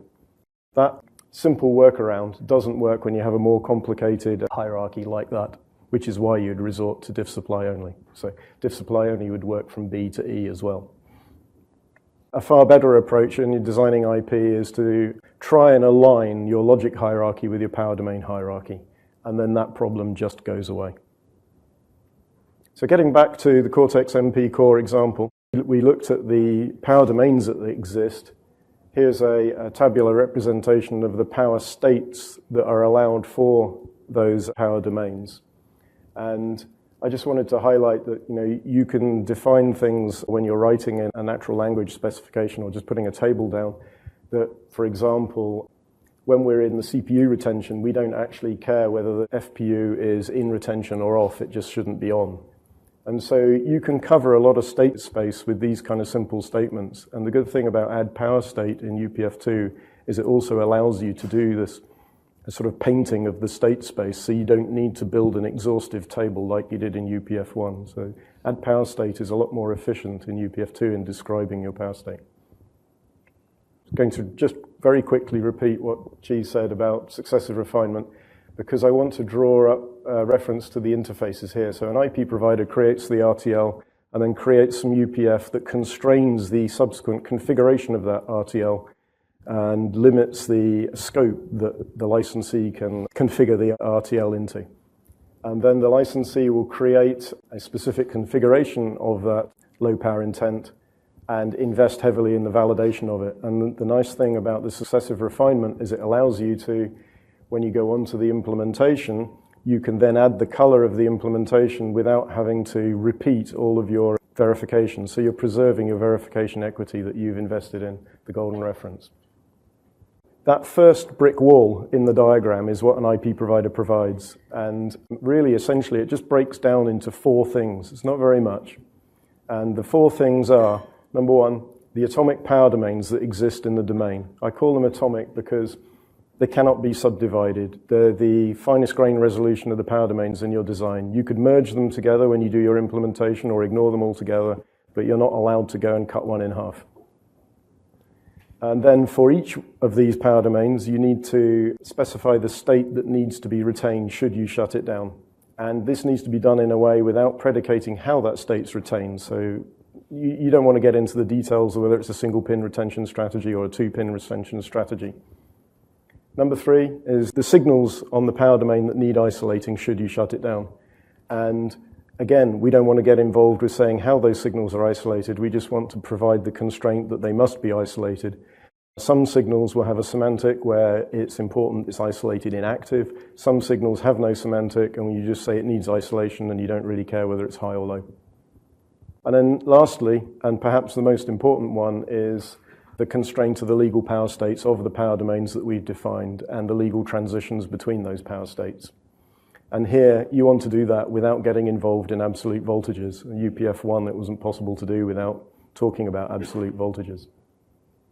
So what does that look like? So let's have a look what that might look like for a CPU. And here I'm using the term CPU to mean one CPU in a multi-CPU cluster. So I use the term cluster for the entire thing and CPU for the processing unit inside the cluster. So as I was mentioning earlier, there are two power domains. So in UPF, you'd say, create a power domain CPU and put everything in it. Erich pointed out to me a little earlier today that this is actually a UPF 2.1 way of doing it. Dash elements dot is bang up-to-date syntax. If you were doing it in UPF 2.0 today, it probably should say include scope, which is, I think, what you were using in your examples, Erich. So once you put everything in create PD CPU, we then pull out the floating point unit. And I've not bothered to give instance names. Excuse me, I've just used a variable here for clarity. So pull out all of the elements that comprise the floating point unit. Then I wanted to constrain the retention, taking a simple approach here and saying everything or nothing must be retained.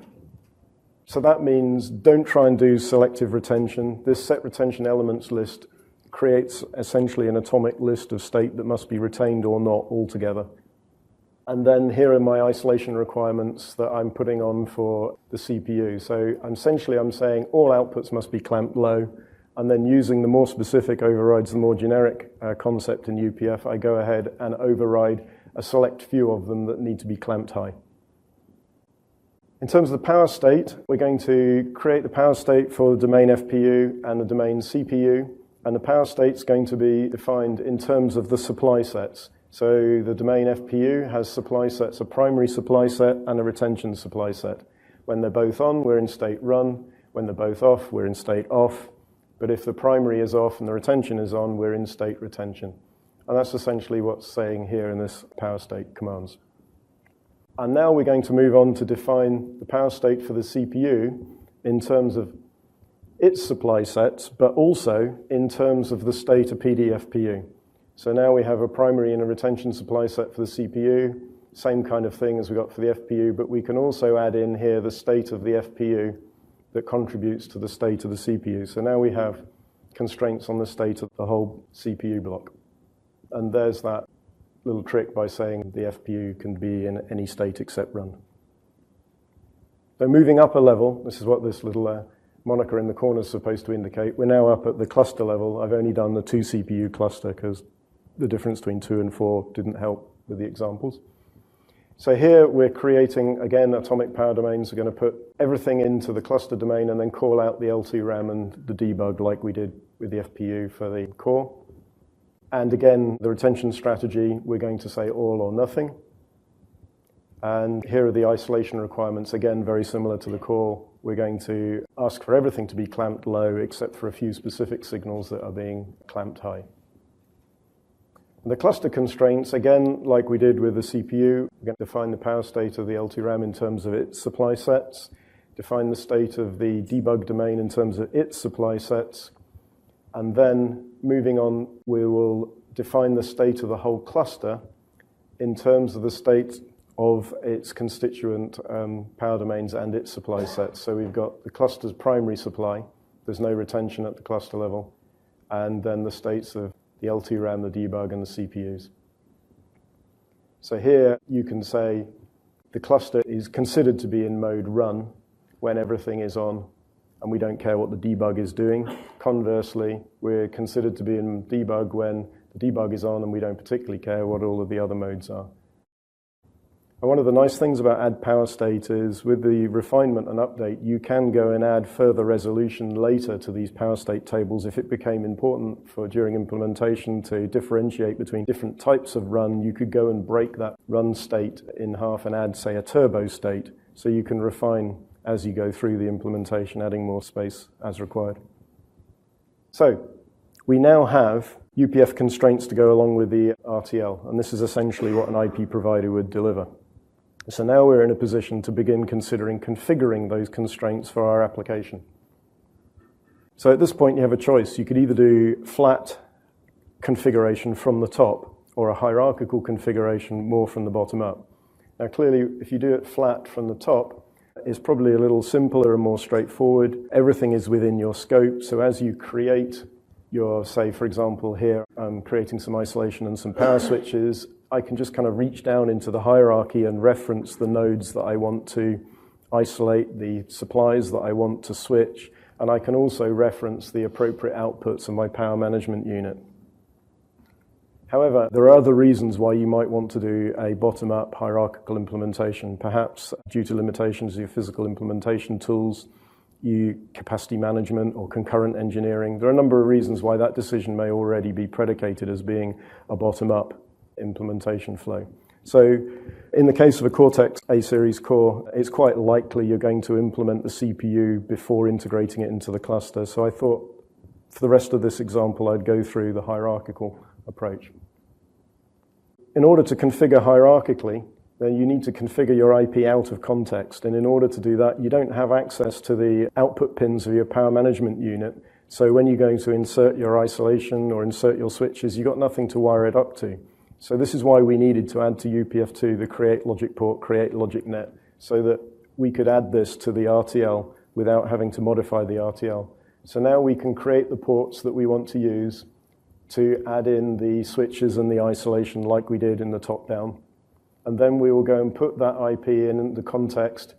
So we change our scope up to the next level up, load in the UPF, and in fact, I'm using the same UPF here for the two different scopes.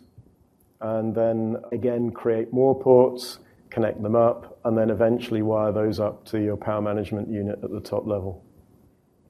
So that's how you'd have to do it block hierarchically bottom up, a little bit more complicated. So let's look at that specifically for my Cortex A-series MP core. In order to do the CPU configuration, I decided to compose the CPU and FPU domains together, partly because it made the example simpler, but partly because I also wanted to show composed domain. So here we're creating a composite domain, and we're going to call it my CPU, and it comprises of CPU and FPU. And I'm going to need to create the control ports in order to hook up the isolation and the power switch for that. And I'm going to need to fulfill my isolation requirements with two isolation strategies, one to clamp the most outputs low and one to clamp the odd CPU clamp list high. Now we're coming to configure CPU supply set state and power domain state. So we need to update the supply set state with supply expressions, and we need to update the power domain state with logic expressions.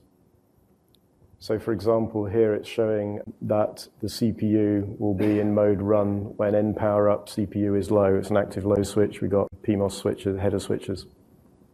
And I've chosen here to, in configuration, make retention illegal for the CPU. We don't need it, so we're going to make it, update it to be an illegal state. And then finally, I'm going to add some state to my new my CPU domain, and I'm simply going to make it run when the CPU is in run and the FPU is in run, and off when the CPU is off and the FPU is off. So a very simple configuration. Then we move up to the cluster level. At the cluster level, I've got to create all of these ports to control the various power domains, isolation and power switching. And also, as we were talking before, I've got to create the CPU power control ports and then I've got to connect up the CPU power control ports. So that's sort of like connecting the isolation and power controls from here up to the power top level domain there. So create a retention strategy for the L2 RAM and create the appropriate isolation strategies here for the various isolation requirements on the power domains. Again, clamping most of the outputs low and the exceptions high. Now, at the cluster level, much like we did at CPU level, we're going to need to update the supply state with supply expressions and update the domain state with logic expressions. So at this point, we now have our golden source. This is simulatable and verifiable. It's not implementation specific, but it is application specific. So you now can go and invest in your verification without worrying about, as Erich was saying, what the name of the power supply is, or even worrying about whether you have to repeat all your verification once the power supply architecture has been chosen, or indeed named. So let's now move on to the implementation of our little example. So in order to implement it, we're now going to have to name our supply set. So we're going to create some supply nets. And I've chosen to create supply net VDD and a VDD CPU and a VSS. And then I'm going to update the supply sets. And I'm going to say that the function power is hooked up to CPU for the primary supply. And the function power is hooked up to VDD for the isolation supply. And this is the technology-specific bit where we're mapping the various isolation strategies to specific isolation cells if the EDA tools can't infer them for themselves. And then finally, we need to create a switch that actually fulfills the power state that we've described in the configuration. So this switch that we're creating here, it drives VDD CPU, switch output, from VDD switch input. This is the switch control, this is the power up, and it's on when power up is low. Again, so this is a PMOS header switch. I won't go through the details of implementing the cluster. It's very similar. There's just more of it because we've got more power domains, more isolation cells to map, and then more switches to implement to switch the power domains. And then at that point, we've got a full description of a technology-specific implementation of an application-specific configuration of the constraints that the IP provider provided. And you could go ahead with the right-hand side of that diagram that shows all of the normal implementation down to a fully PG-connected place and routed cell. So most likely, this will be handed off as a hard macro up to the SOC level. And the advantage of handing off as a hard macro is that you no need to re-verify the implementation. In fact, all you need to do is just re-verify its integration into the SOC. And in order to do that, you need a power-aware simulation model that does all of the corruption and retention behaviors that you would expect during shutdown. And it probably has some assertions that make sure that you're controlling the power domains in the right way and sequencing it in the right way. You'll also need a Liberty model with full PG syntax for the physical tools. And that should have the related power pin information in there and power down function, etc. And then in UPF1, we also used to have to do this trick where we created kind of macro level UPF that was descriptive and not directive. And that's what this little picture here is showing. If you had a macro with internal switching, this power supply here, as Erich was saying earlier, it's not obvious how you describe that this logic is being driven by that power supply. And in Liberty, you do related power pin. And in UPF2, you do set port attributes dash model.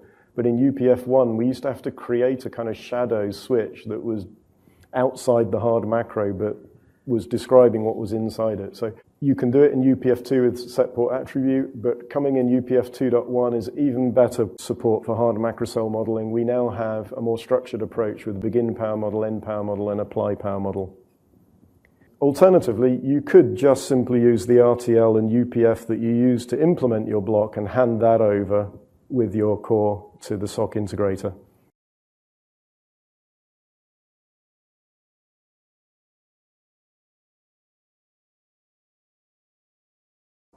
We saw the different concepts involved with UPF.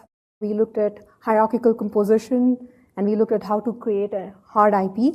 So we're going to put all this thing together, and we're going to try to build a system level or an SOC. This talk's going to be broken into 3 sections. So we're just going to go over the problem description.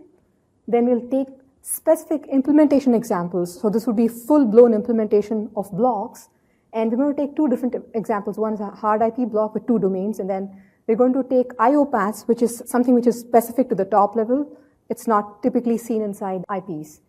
And finally, we're going to talk about SOC integration, what are the useful tips, general best practices, and also talk briefly about verification. So a typical SOC consists of hard IPs, and John just mentioned how we could build a hard IP with an ARM core. It also has a lot of soft IPs, and soft IPs are typically HDL, which we directly integrate at the top level. In addition, you could have plenty of analog or mixed signal macros, which you get as simulation models. And then, of course, you have all these IO pads because you have to interact outside the chips. And IO pads are interesting because they typically have multiple power pins. So we now get to see the whole gamut of all different types of implementations at the top level. So what are the main challenges? The first problem is we just have too many power supplies now because you're taking into account all these different 1.8 volt, 3.3 volt, 2.3 volt supplies in addition to all the digital supplies. So we just have a number of power supplies and their connections. Also, just at an IP level, we saw so many different power states. Now, if you translate that into a SOC, you just have an explosion in the number of system-level power states.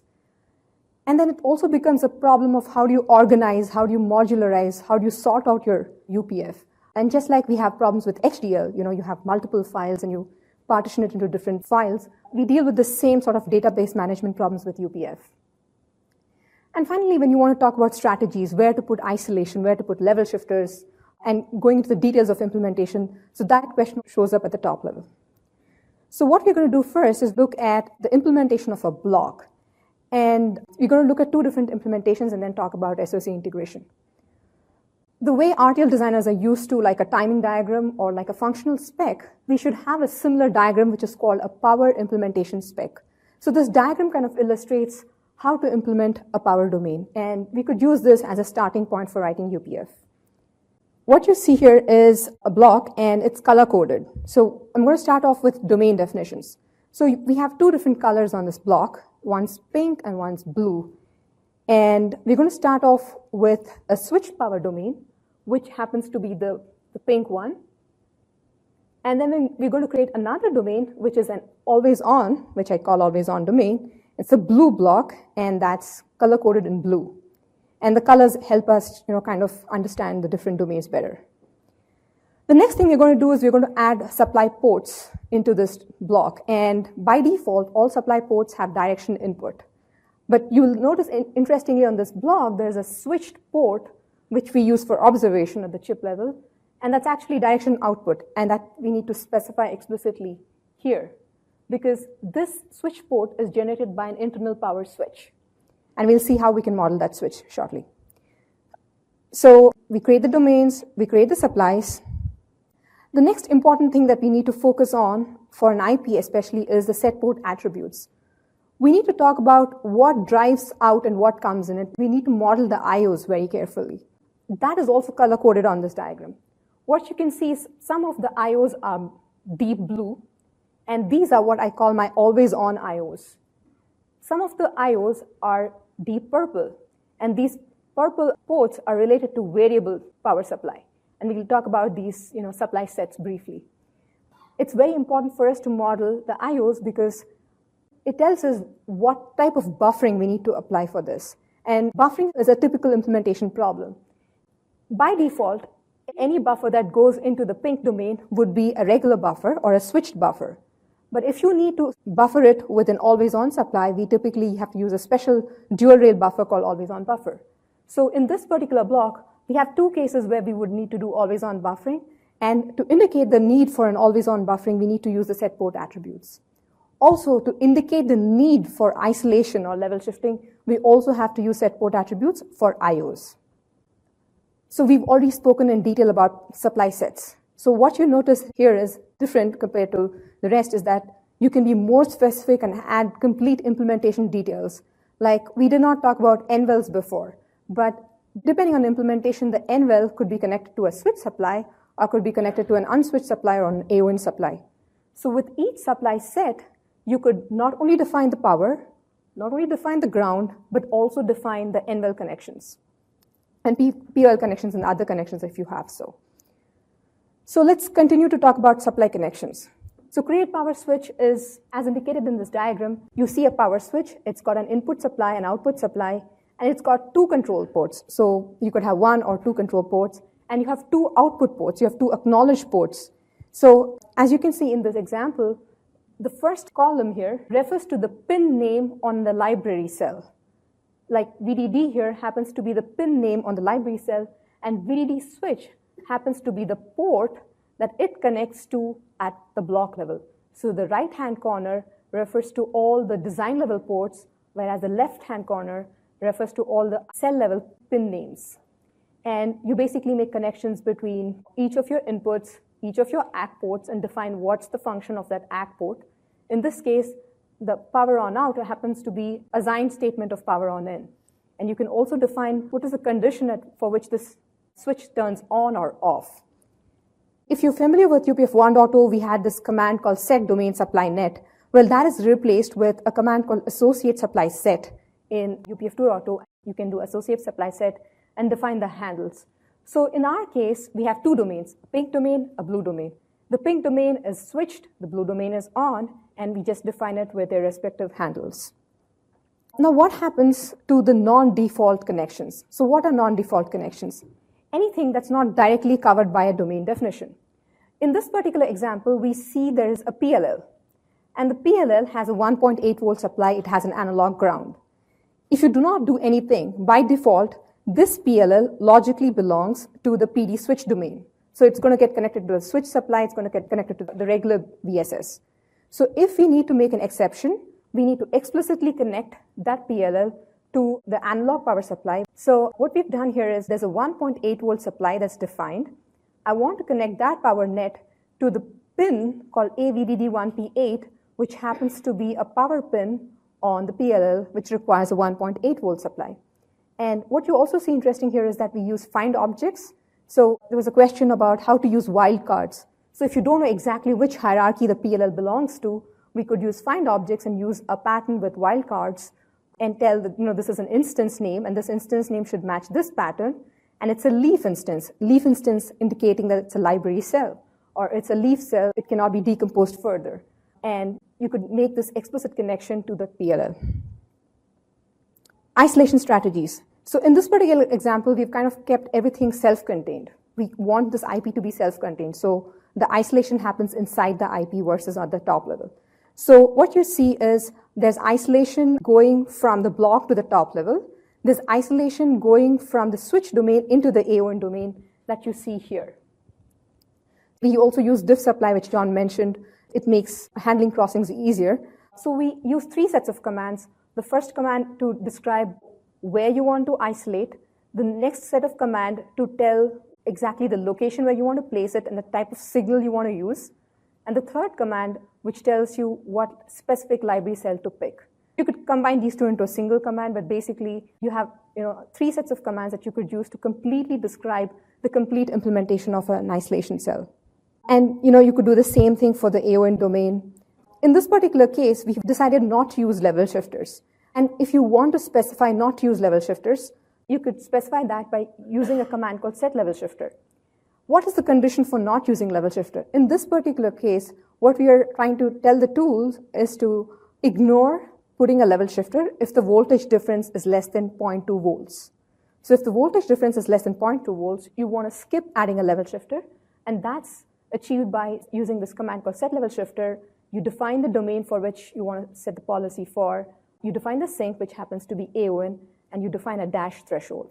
So that helps you to skip placing a level shifter, and which tells the implementation tool not to add level shifters if the voltage delta is less than 0.2 volts.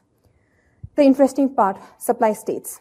So if we go back to our diagram, we saw four supplies. There's 1.8 volt supply, there's a variable supply, there's a switch supply, and there's a ground. So how are we going to describe that in a power state table?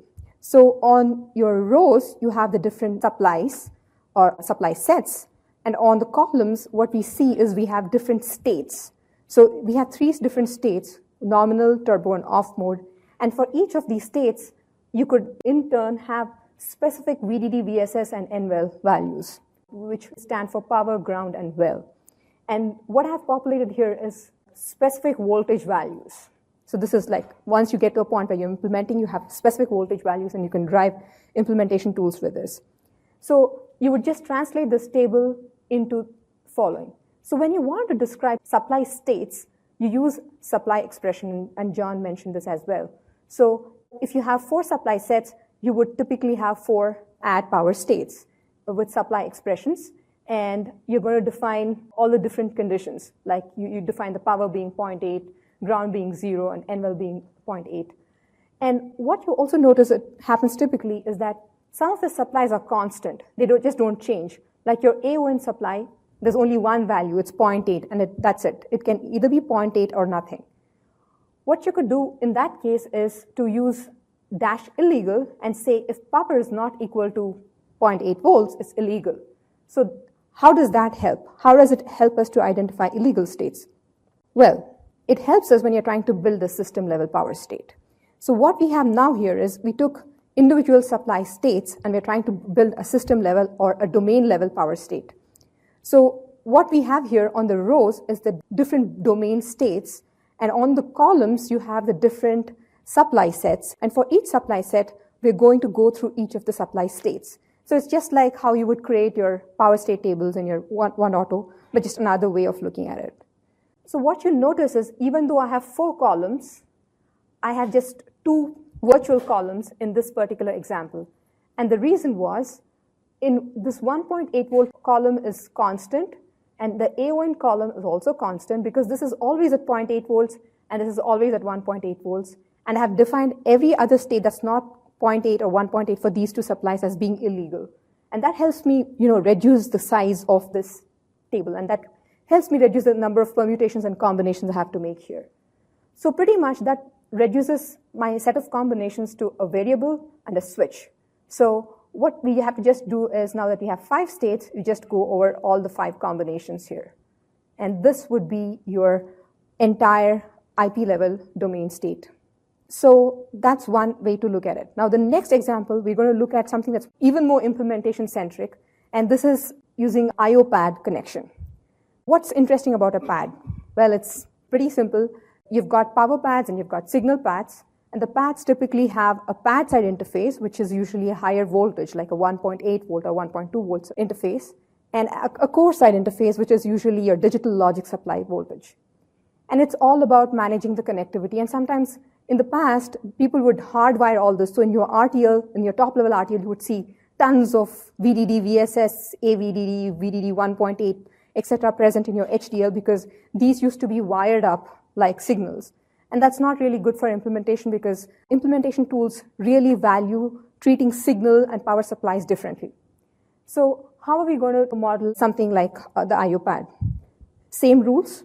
We create supply ports. So instead of creating it at an IP level, now you're going to create this at an SOC level.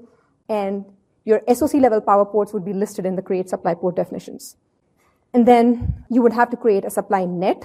In this case, I've just kept the supply port name and the net name identical, so it's useful. It just maps to a more Verilog concept where if you create a port, there's an implicit net and it has the same name.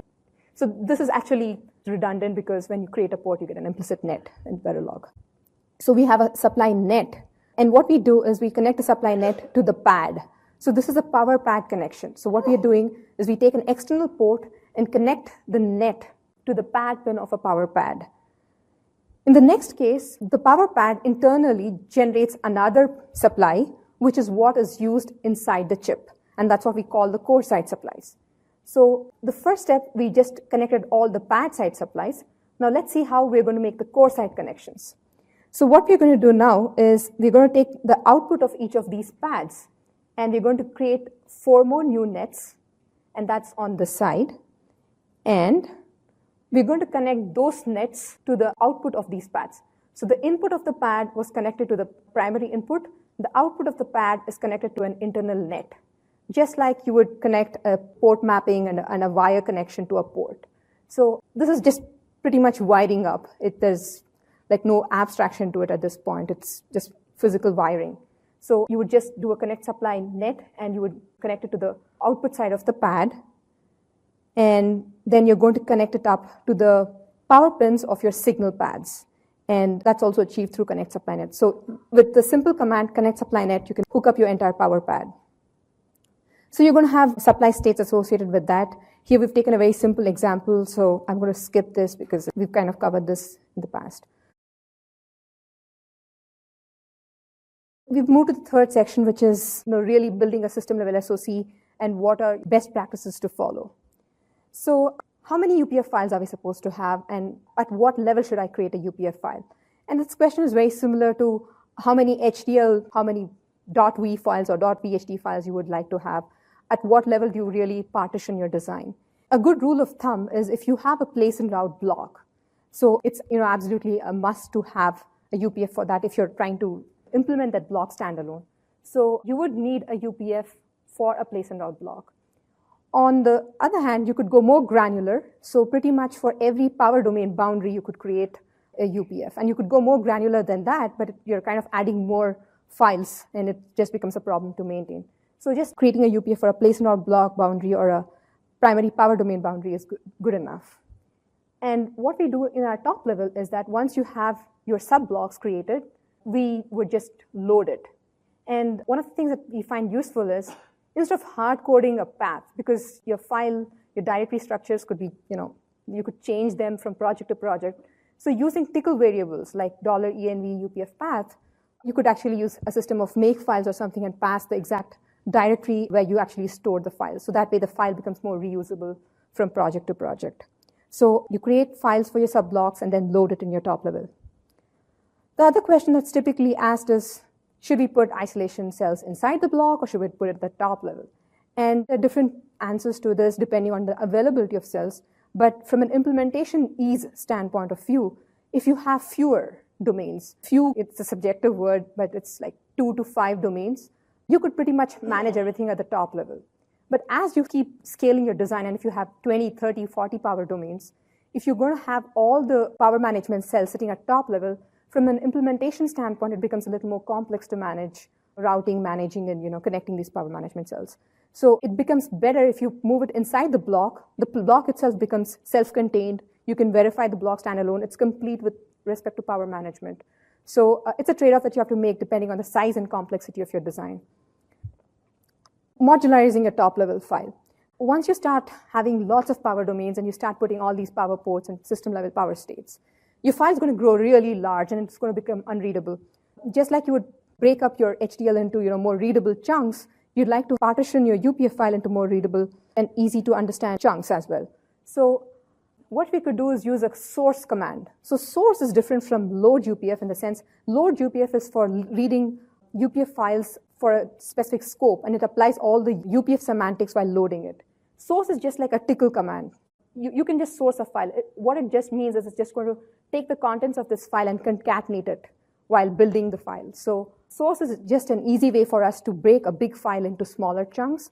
It really does not make the file hierarchical in any sense. For instance, if I source this file, whatever scope this source command was issued at, that would be the scope at which all the commands in this file would get processed. So it's important to know the difference between source and load UPF. We've already covered I/O modeling, and that's a big issue when you have a huge SOC.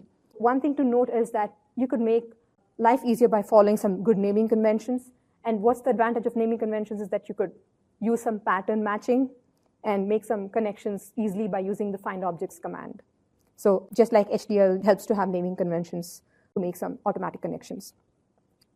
There's another concept which is a 2.1 feature, which is the new feature. It really helps us to reduce the size of the different combinations you have, and that's the set equivalent.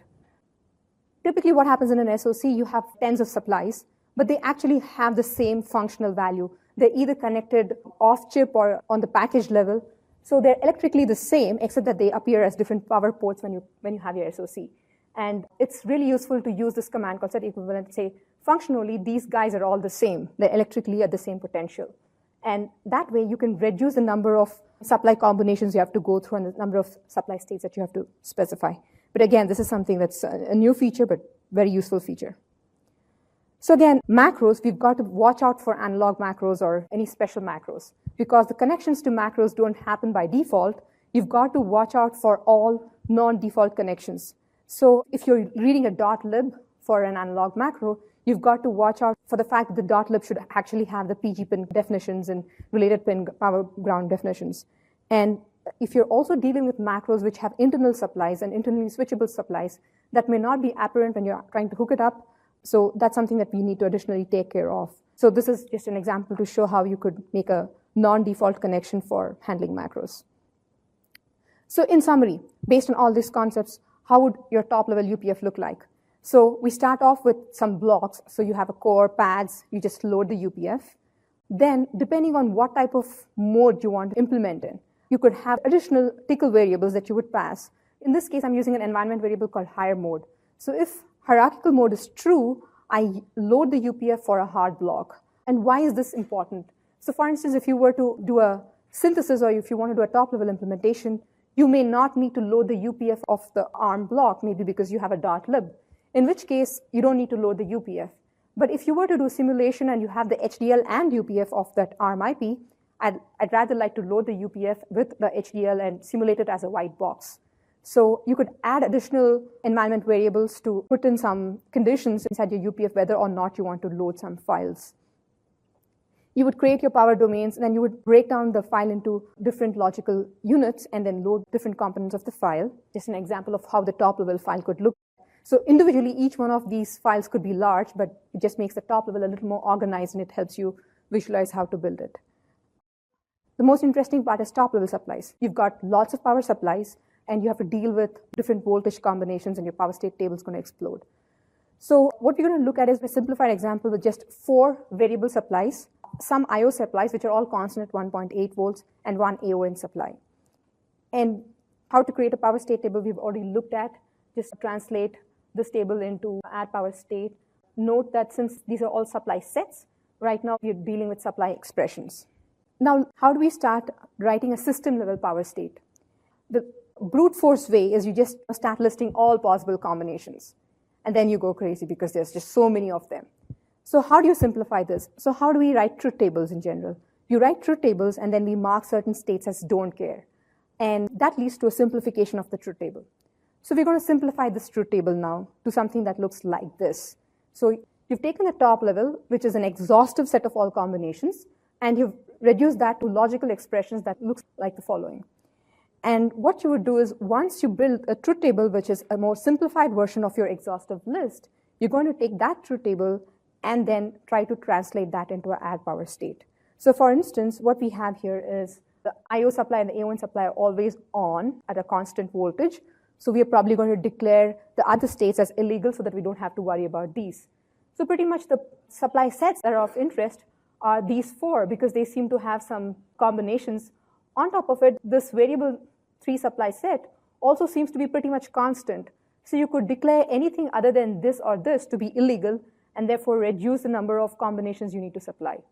So pretty much the contention is between var1, var2, and var4, which could have different combinations. And that's how you simplify your system-level power state and you get to a more reasonable, readable kind of power state table. We spoke about power states. What about transitions? How do we go from one state to another? Is it legal to go from all states? And for this, again, you need to build like a system-level state diagram or state bubble. So you tell what are valid and what are invalid combinations. So it's always easier to start off with the invalid combinations first. You just rule out that anything going from this state to this state is illegal. And you do that with a command called describe state transition. So what we've done here is we have a state transition called I1, which goes from all off to all on. And we've declared that from all off to all on as illegal. So we had defined all these states in the previous state table, and we're now defining state transitions. So similarly, we're going to define all the different illegal combinations. And that helps us eliminate a major chunk of our combinations that we are not interested to verify.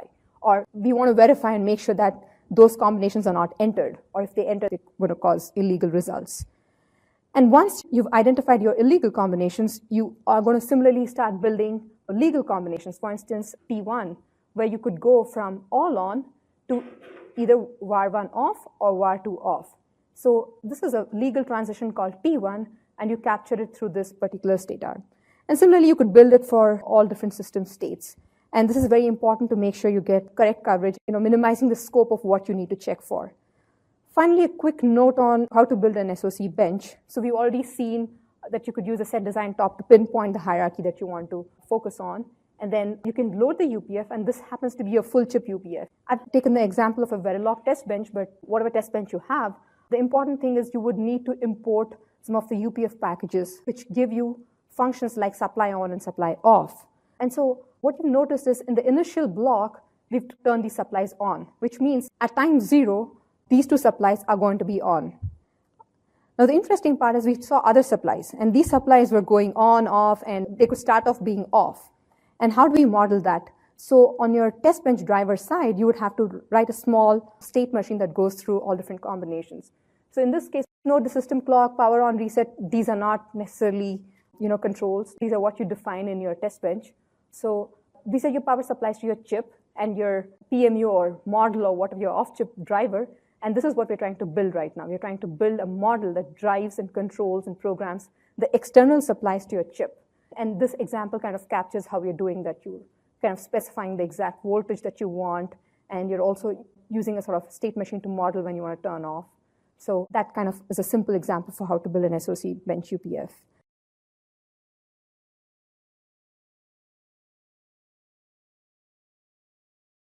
My subject can be talk about what's coming inside UPF 2.1. 2.1 will have a lot of information, new syntax, new concepts because of time constraint. This is the slides of my presentation.